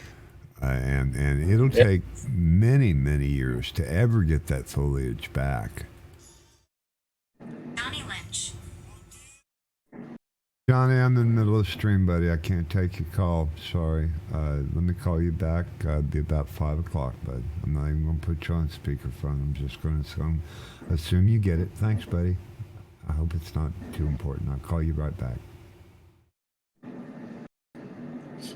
I remember visiting outside of Boston. There was one of the living museum places at a little town called Sturbridge, and Sturbridge was developed, way back in like the early 1700s, and it was like 75 miles west of Boston. And the reason it was developed there, because that was the frontier. Take a 75-mile arc around Boston, and by the early 1700s, that entire area was absolutely clear-cut and cleaned out animals. Yep, absolutely. They had hunted it and cut it and burned it, and there was nothing left. Well, not to mention built their forts. The new resource center. Yeah, not to mention built their forts and homes and businesses out of any lumber they could scratch. Sure. Oh yeah, and shipbuilding and all that. For example, George Washington's house in Mount Vernon, I want to say had something like 27 fireplaces, and would go through during the winter. They would go through something like 2 or 3 cords of wood a day. A day, yeah. A day, and wow, he that's a lot of wood. Didn't like trees, and so everything around Mount Vernon was clear cut pretty quick. Shame on you saying George Washington didn't like trees just because he chops down one apple tree. He's a tree murderer. He's a tree murderer forever. Yeah, tree hater. A tree hater forever. Oh no. And I think what it was is that around that area, trees were so thick that you can't see your enemies. You can't see who's coming up on you. Right on. And I think that was one of the things, is he liked it wide open, so he didn't feel trapped and hemmed in. But yeah. and then build a home that is big enough he doesn't feel trapped, but is all enclosed. Yeah.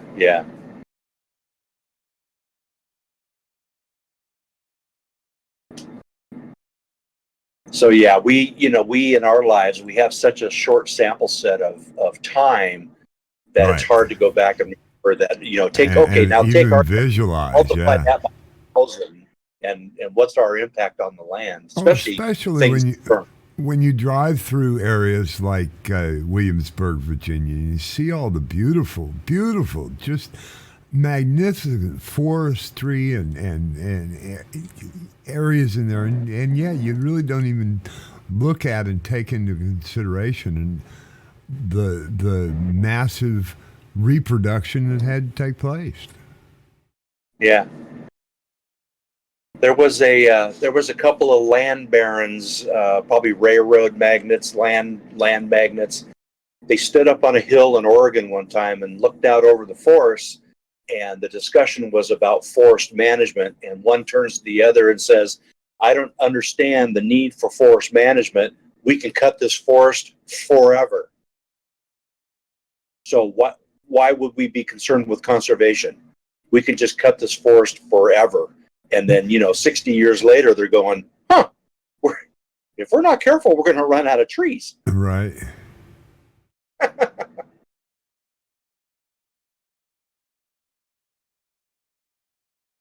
So anyway, Wayne, that's kind of, I wanted to throw that out there, why there's no trees out here. It's funny because I watch a lot of those documentaries on Jamestown and, the early continental settlers. And yeah, that's something that I'd never really even thought of. I do recall it being mentioned in one of them that, they pulverized the tree population in some of those coastal areas just because that's where they landed. That's all they knew. And until they moved out farther, they had to have some place to stay and defend and eat and all of these things. So. Well, yeah, and wood it's so great. I mean, you can burn it, you can build with it, you can float on it, you can do just about everything with it. And I think that was probably the rise of the brick industry. At some point is when it was harder and harder to get wood, and brick turned out that the development of the brick industry was an alternative because that was a building product they could use that didn't require wood. Right. Pie Fly, welcome back. Good to have you in the ice bucket. I don't have any moderators today, so I'm kind of just winging it here. No shout outs or anything for the moment. But welcome back. I'm pretty sure you've been in here. M6 Mike Kisu. Welcome in. Good to have you guys. I'm having troubles managing all of it myself. So Jabango's spoke. I don't know why I clicked that one. Really me.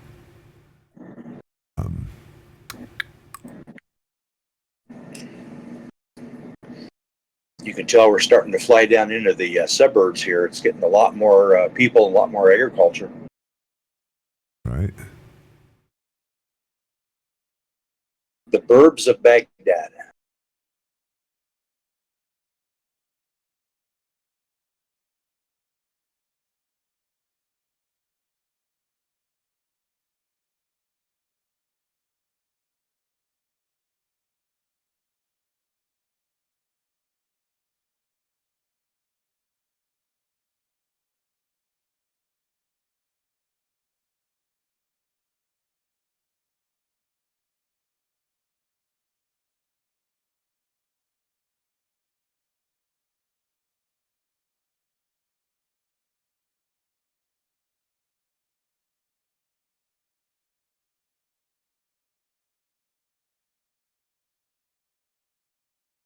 Good job, guys.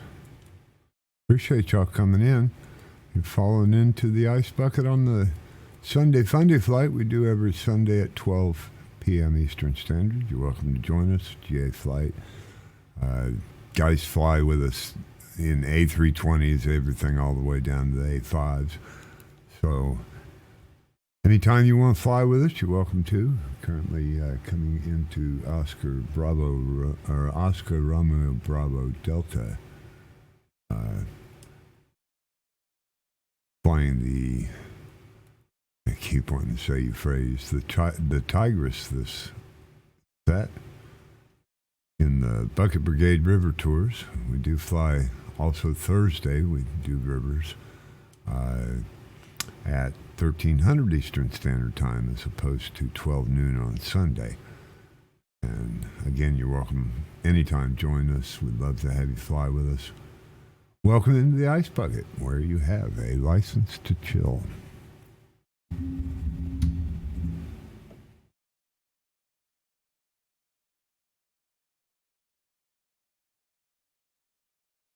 I don't think we've had a break yet.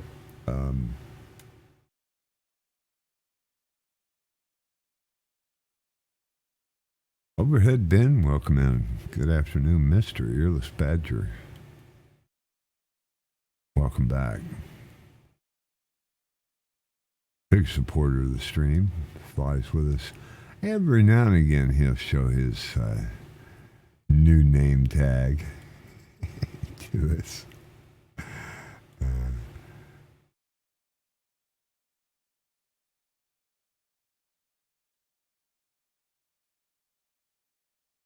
Another little bridge down here.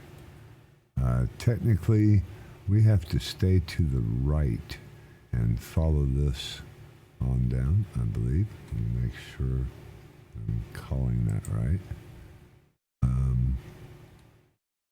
But we're going to stop here at Romeo Bravo Delta in Baghdad. Is that in Baghdad? Wait a minute. Where's my airport? Why am I not seeing my airport? What's happening here? Uh-oh, I'm falling apart already. It's over here to my left. And it's not Baghdad, it's Baladad. Or Baladsu. Should we go on into Baghdad? It's another 41 miles. But that is the end of the flight. We are way ahead of schedule here, guys. I messed up. I didn't stop at my airport.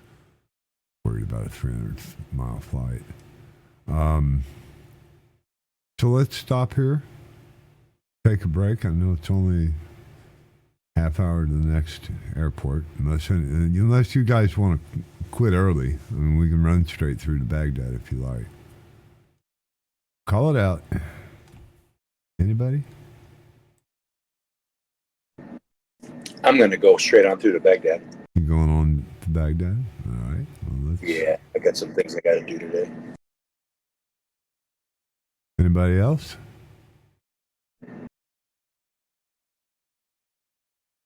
Well, we'll do that then. Let's go on and follow the river.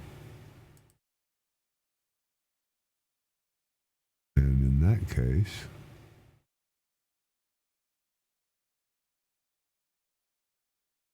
we need to be on the right. Yeah, I need to be on the right.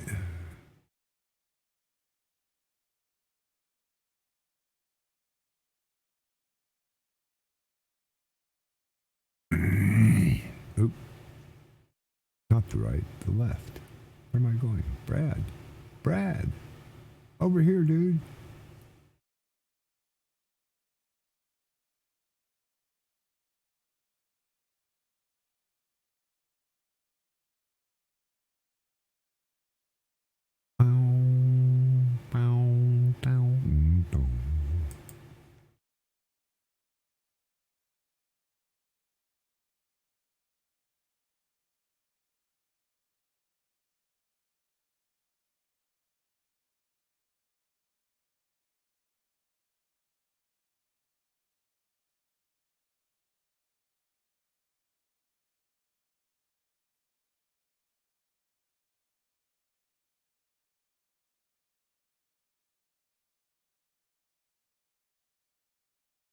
Okay, back flying the Tigris.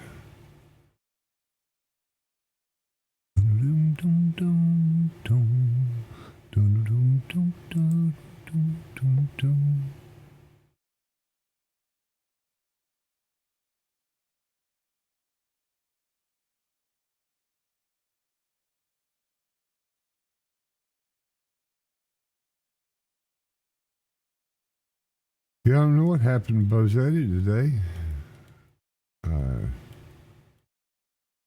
He thought he was going to make it in. He said he was going to. Guess not.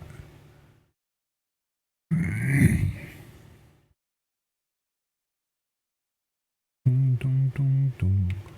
I've lost all tags.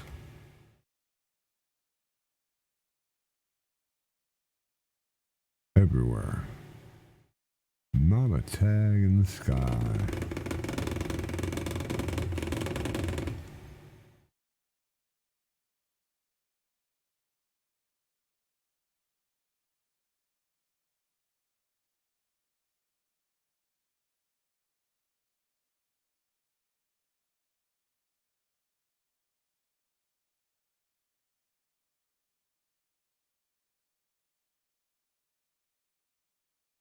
I lost everybody.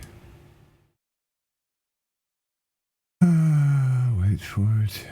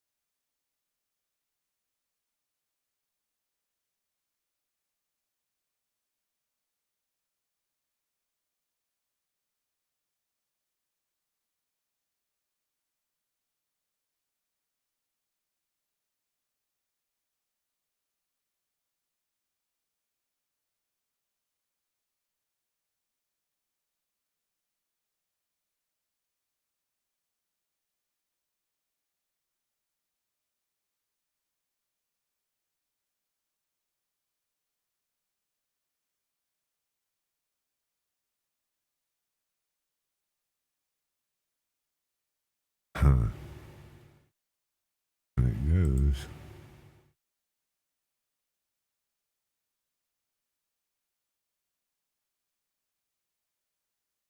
All the way down there.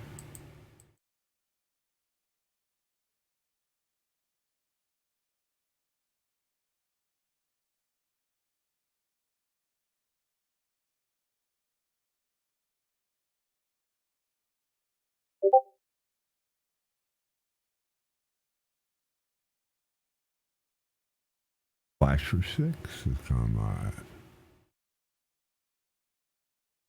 We may have somebody we can raid. Let's see.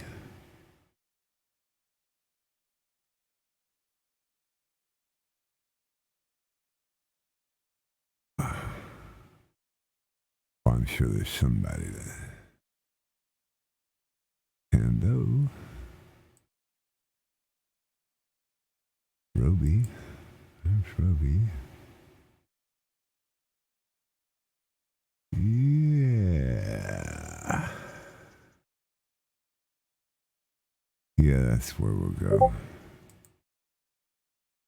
Roby looks like he's flying an ultralight today.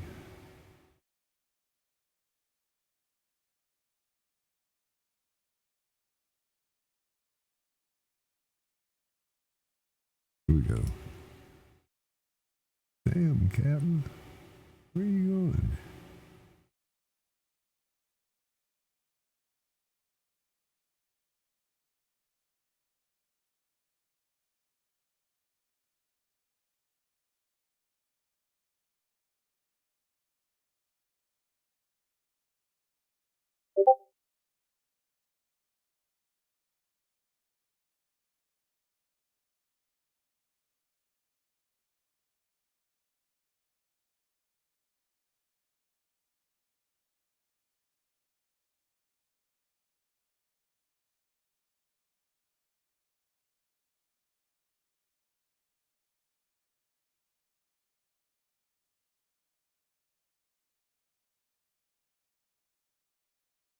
Still don't have any tags. It did this to me the other day, too.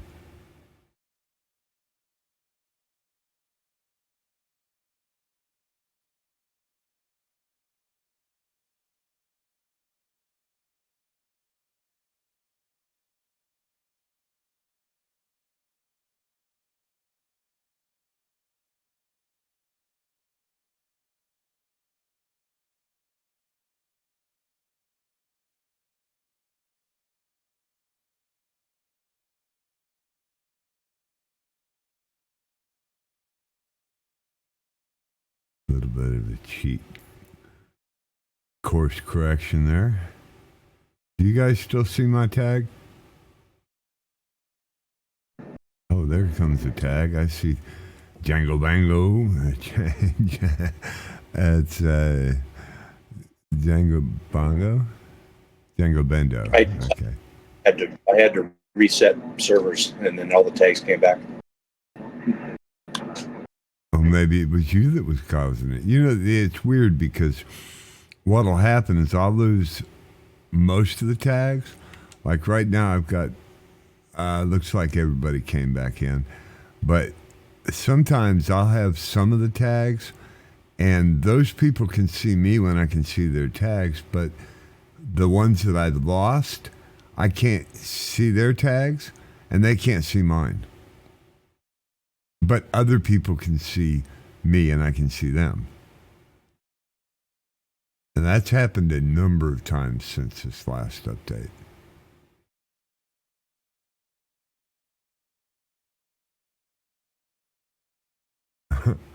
Explain that away.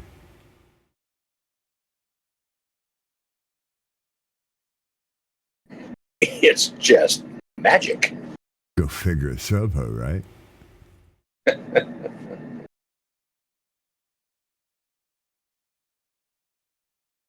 mean, I don't get that, how, you know, some of them would disappear and you can see those, but the ones that disappeared can't see you.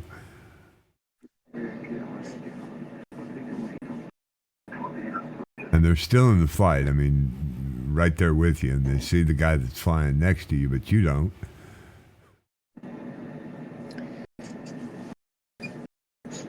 I think stuff like that, you know, because it's so dependent on the internet and all this data flying back and forth, one little burp, one little zero that becomes a one, something that gets out of sequence, you know, there you go. For Now you 10, can reset. For 10 minutes only shows a certain server's worth of tags. Is that what you're saying? So it's a server issue. Oh, who knows? I mean, yeah, I mean, it's whatever in all the code across the world that makes this happen, and all the data's flying back and forth live to make it happen. You get one little character that because my cable operator here, you know, switched wires or something, you know, while I'm flying. Something in the code, one bit becomes out of whack. I was getting a packet loss in iRacing, and I couldn't figure it out. And I've got Spectrum out here 2 or 3 times. By the time we got done, they told me that it wasn't their system, although the problem was starting at the exit of their system. It wasn't making it to the next system, and it wasn't their problem, and they didn't do it, and it's always somebody else's fault. And what a nightmare to fix that problem. I don't know whatever fixed it, but it cleared up all by itself.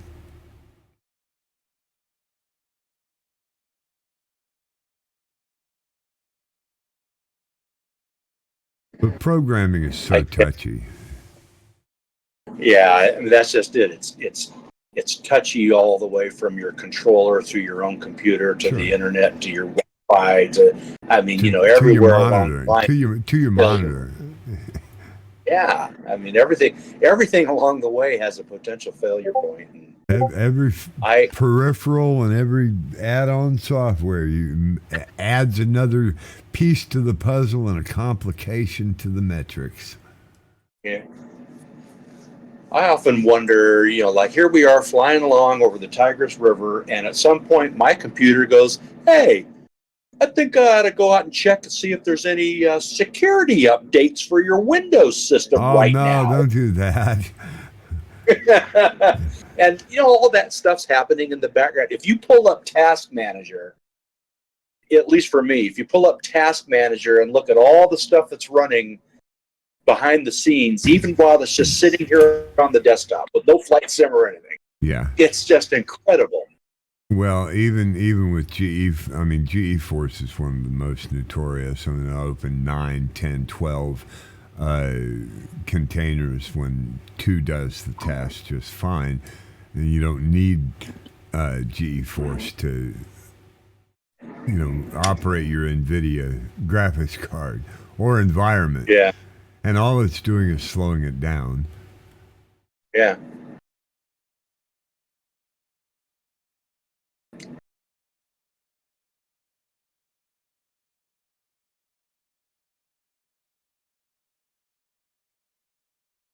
So, yeah, it could be anywhere along the way. Anywhere. Absolutely anywhere. And when you think you got it, you can't reproduce it to be sure. Yeah. So before cell phones became smartphones and stuff at work, when we had just cell phones, and then everybody had pagers, and then the big technology at that time was to have your cell phone voicemail send you a pager. Page to let you know that you had a message, right? Well, the chief would call up sometimes and go, "Hey, my pager's broken. Get it fixed." Click. And so that's what got us to thinking. It's like, well, really, what is broken? I mean, is your cell phone not sending you the page message? Is your pager actually not working? Is your battery dead? Is the pager system dead? You start thinking about what is this system and all the components in between. Very frustrating. Well, and I kind of understand where I had to call Microsoft yesterday to reinstall my store because it was an hour before stream, and for me to find the web page that tells me how to do it, and for me to copy and paste all the commands and get it done before stream, I just figured Microsoft could handle it faster, and they got on there and just totally boogered it up. Ended up uninstalling the store. Of course, with my Microsoft Flight Simulator is a store copy. So without Microsoft Store running and operating properly, my flight sim doesn't load. So that tells me a lot of times that my store is broken because I can't load my sim. It's either an update it's either a Windows update or a store update that hasn't come through. So I start with the store and find out the store's broke. I call him up, and he's like, and then they tell you that you can't uninstall it, of course. Like, yes, you can, and I need it done quickly. And obviously, you're not the guy that's going to get that done. Well, so I've got to do other diagnostics. I says, look, I am a tech support help desk. I have done the diagnostics, and I know what the problem is, and all I need you to do is quickly remove and reinstall my Microsoft Store so that Flight Simulator knows where it came from. So it doesn't ask me for a disk.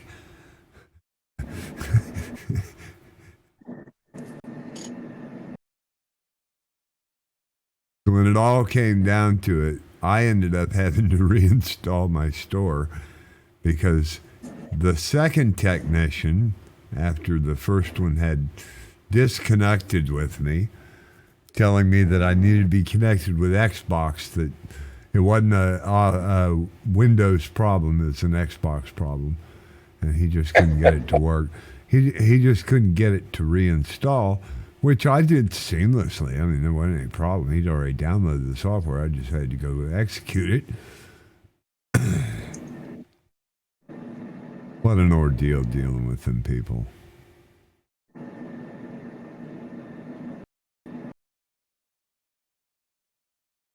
And then you insult them if you make them realize that you know more about it than they do. I've had them get flat. They'll just simply disconnect you because you've asked for a supervisor or a level 2 technician. Yeah, and in today's society, that all goes against their report card, Well, not if they can do it slick.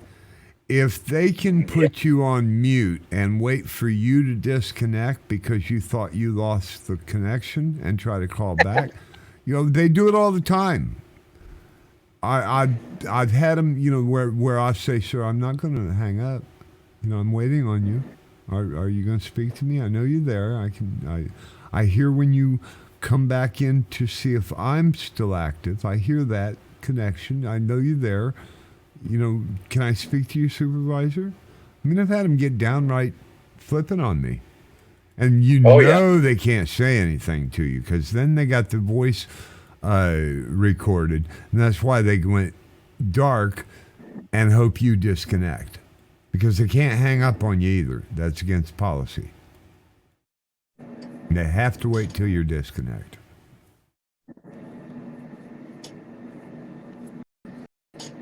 People are the worst.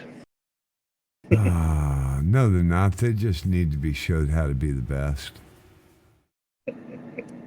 I mean, our military says be the best you can be. I truly believe there is a best in humanity, and that they can be shown how.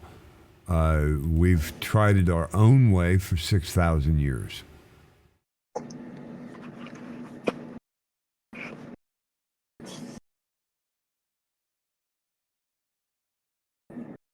And what we've got is nobody trusts their government or each other. They don't trust their neighbor to walk past their front door on their property because they may have something lying outside that they suspect is of value and may get stolen. And we do it all the time. I had my last tyrannical landlord, if you'll recall, too scared that somebody's going to rip him off in the middle of the night. That's the reason he kept me on the property. I mean, if you got so much that you can't keep an eye on it and you're worried about losing it, you got too much.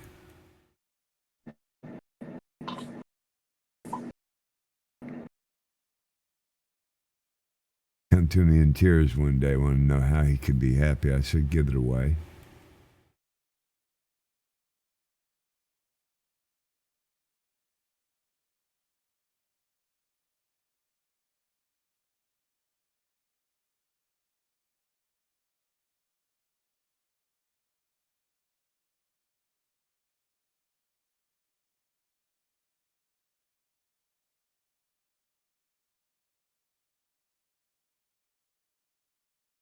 So yeah, I'm all for the upgrade 2024, 100%. If they offered it to me, even at a discount package, I could consider it for an upgrade price. Now they did that a couple of times, as I said earlier, with operating systems later in their years and greed. But that doesn't sound like what they're going to do. And that's what offends me. I just hope I can still keep flying with you guys.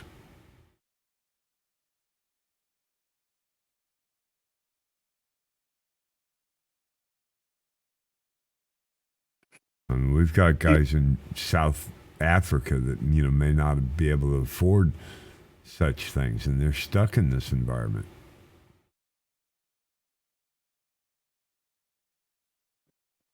You can start saving your soft rewards and then get Game Pass for a month and get it on there. Well, I've thought about Game Pass, but the problem with Game Pass is it's a monthly thing, and I've got enough to pay for a month. I think got enough to pay After for the a couple first month, they discount it 20%, so you actually end up saving. So, in order to save, I have to spend, though, correct? You can get Xbox or rewards points from Microsoft. Yeah, And then, I'm in that They like program. to give a free month of, Yeah, but you can't get but you can't get enough points each month to support that one thing every month. Those points took months to store up. Even at Diligent, you gotta work for those points. You gotta go collect them from every one of their little featured advertisements. I mean, that takes time, if nothing else.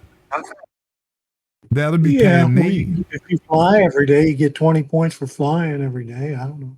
Do you get 20 points for flying every day? It used to be like 75, I think. But Really?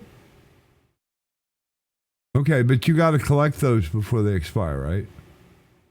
Or do they just accumulate?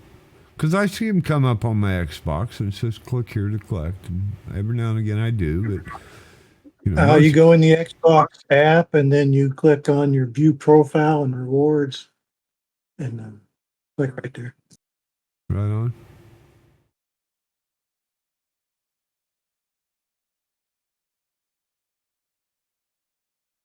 Well, I like to joke about it. I'm the busiest retiree you probably know. I'm just got a ton on my plate that I do all the time, and it's hard to keep up. Keep adding more things that I got to do. And I played with those rewards for a long time. Religiously every day I'd sign in and collect some more, and go watch a video and get some more, and do this and get some more, and it just became, I was spending too much time in there trying to make a buck that wouldn't pay off every month. Now, here's my best example. I participate in Amazon Shopper Panel, whereas it takes me maybe 20 minutes to scan off carefully 10 receipts every maybe less than that. It takes me maybe 10 minutes, but every month. So I scan off 10 receipts. I get $10 free money on my account. Man, that's bonus bucks. I'll take free money in 10 minutes effort every time. But if I've got to spend day after day 5 minutes in the app just to collect my points, it didn't pay off. Have they changed that program? No, they just stuff like that's kind of interesting, somewhat little polls and trivia things. Yeah, but I don't surf the web. Yeah, but I don't surf the web for those neat little tidbits, factual notes and things like that. I've got other things on the web I need to do, like copy and pasting flight plans into OBS modules and stuff, but and test flying flights and things like that, among other things that I do in my daily life. You just answer the questions. You don't even have to answer them right. Yeah, but they all take time. I mean, I participate in that same Amazon Shopper Panel. I participate in a few surveys that take about a minute each that pay me a quarter to 50 cents, sometimes $1 each for that 3-minute, 2-minute effort. For me, that's worth my time. Cash money adds to my already coming in cash money that I gather over, effortlessly to take pictures of. Takes 30 seconds each for 10 of them.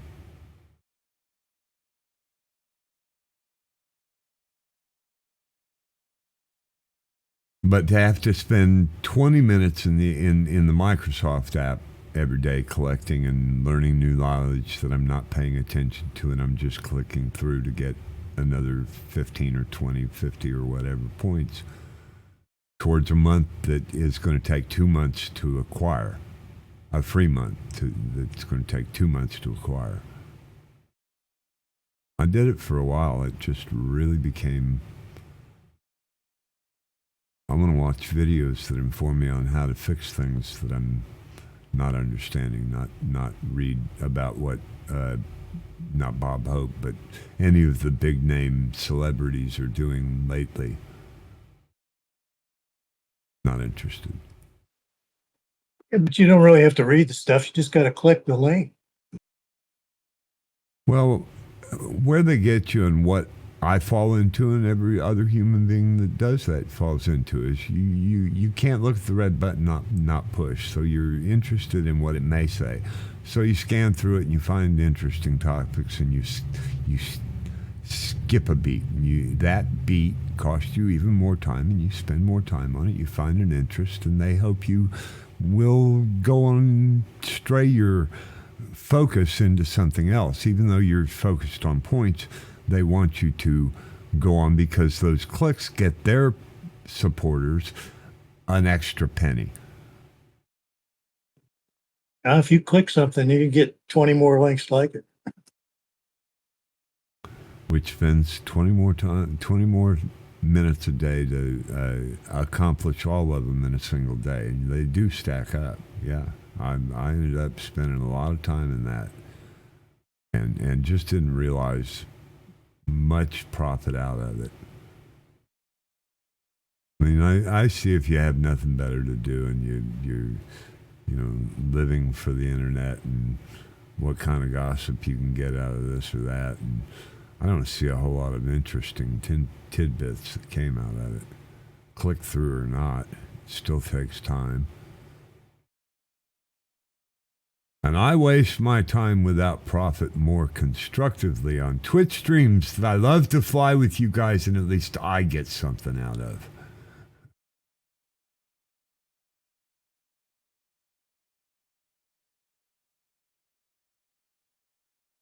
This is the world of instant gratification, right? After all.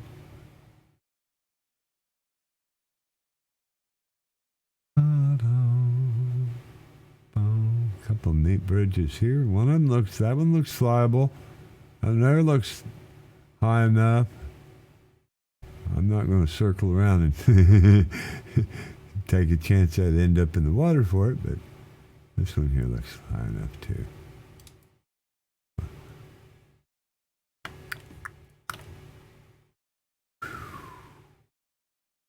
Yes, I know. I'm trying to get down low enough. Not that low.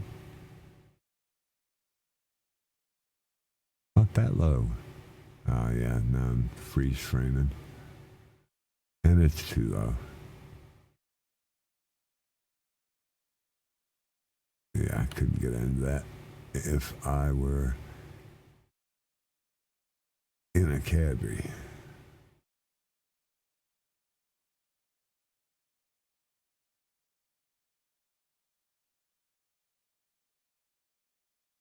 Well, a lot of tines in this river. Downtown Baghdad, a lot of bridges too. See what kind of helipads they got in here. I probably don't have the add-on helipad add-on installed today. Haven't looked. A lot of bridges. And I don't see the flight plan in my proximity, so I'm going to come out a little farther and make sure that I'm anywhere near the airport and don't need to turn around. I do. So we'll come off the river at this point and do a 90 inland. Go over here to Baghdad International with the rest of the guys. Frequent flyers, I appreciate y'all's support every week. New viewers and new flyers, I appreciate you coming in and giving support. Appreciate the new follows. even appreciate the fact that my moderators have to have a day off once in a while on their call. We love them. They do a great job around here, and I appreciate all of the support each week. Goes without saying, and I say it all the time. You know, I make the plans, guys, but without you, they wouldn't happen. You make the plans happen, and I appreciate you joining. At 100 knots, about 7 miles out from the airport. I didn't even drag down my chicken dance hat today, so I hope nobody abuses me. Boss man gaming in the house.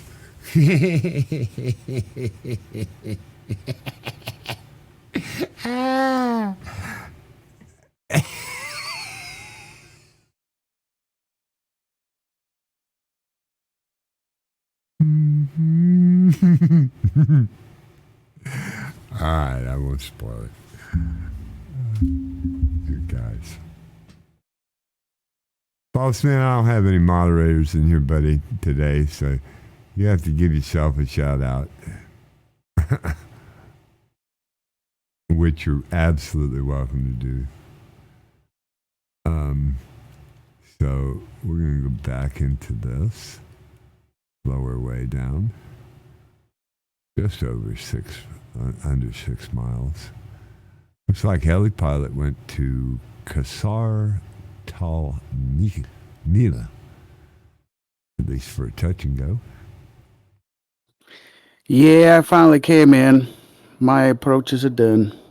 Your approaches are done. Good job, guys. Appreciate you coming in, helipilot. Good to see you.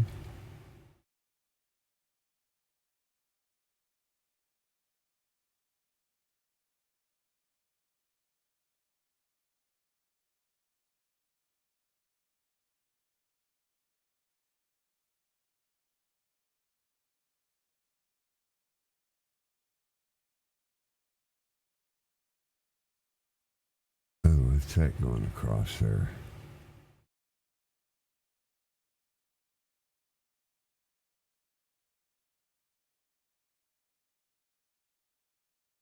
Just a road.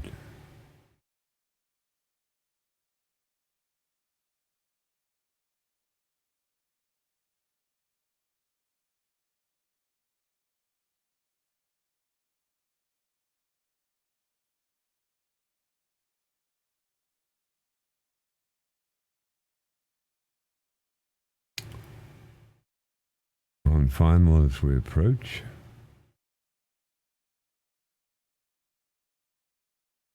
We don't need no stinking runways. That's right.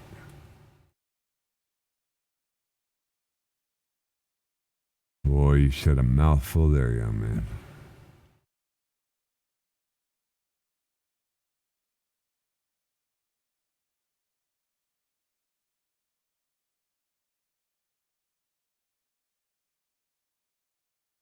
Django Bendo, first time flyer with us today. Appreciate your coming in.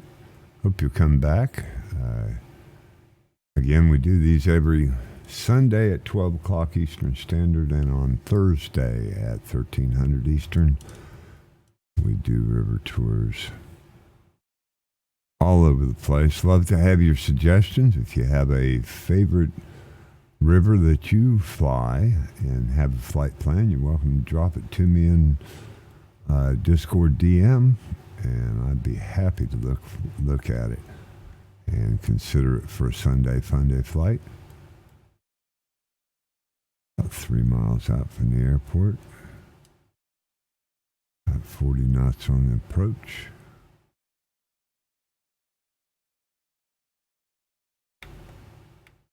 Big airport, huh, Firehawk?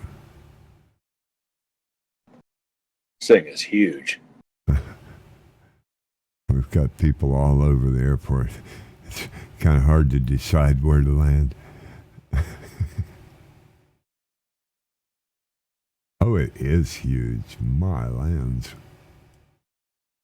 As I think far, as a student, huh? as a student pilot, you could do your cross country and not leave the airport. Not leave the airspace. At least do your daytime. What do they call it? Day into night transition. You can get your day flight and your night flight out, right?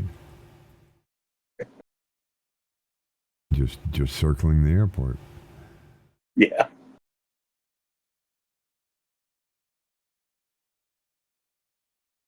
Don't come in here short of fuel and have a line in front of you, because the staging could be hazardous to your health and that of the 450 souls you have on board.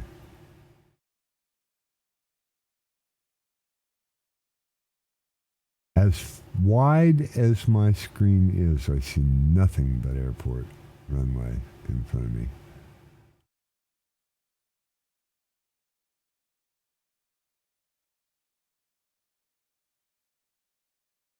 So approaching very slowly. I'm anticipating interruptions here. No? Boss man, me? Boss man. Dinyaya, welcome into the Ice Bucket. Appreciate your support. We're landing in Baghdad this evening, and we'll be taking back up right here on next Sunday's flight at 12 o'clock Eastern Standard Time. Hope you'll join us. Love to have you fly with us. We are going to raid out an individual today that's a big supporter of the Ice Bucket, flies the helicopters, has flown with us on the world tour on occasion, and is a scenery creator in his own rights, has very popular Livingstone Airport to his credit with a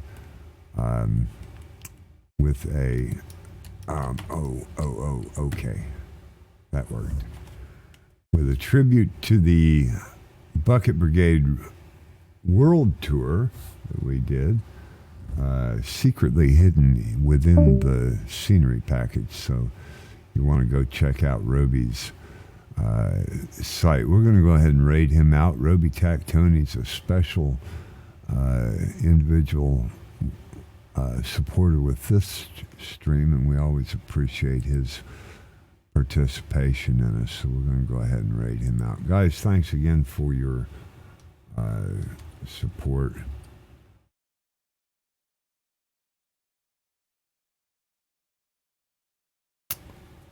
Roby, it's hard to find you when you do this.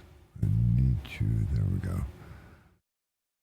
All right, so we'll raid Roby out, showing lots of love, giving me follows. Great guy, big supporter of the flight sim community, and we love it when he flies with us and all his contributions to the communities in flight sim. Thanks again. See you next time on Thursday, 1 o'clock, 1300 Eastern Standard Time. Rating now.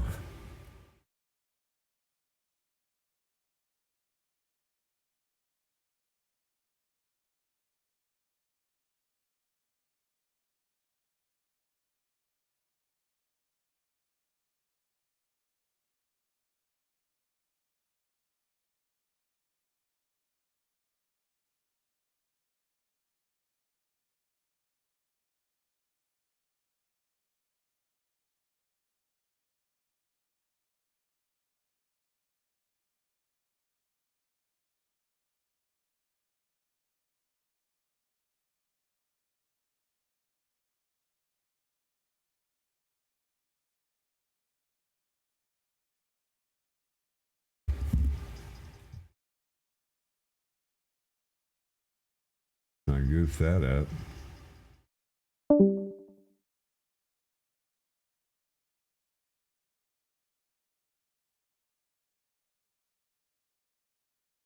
I messed that up.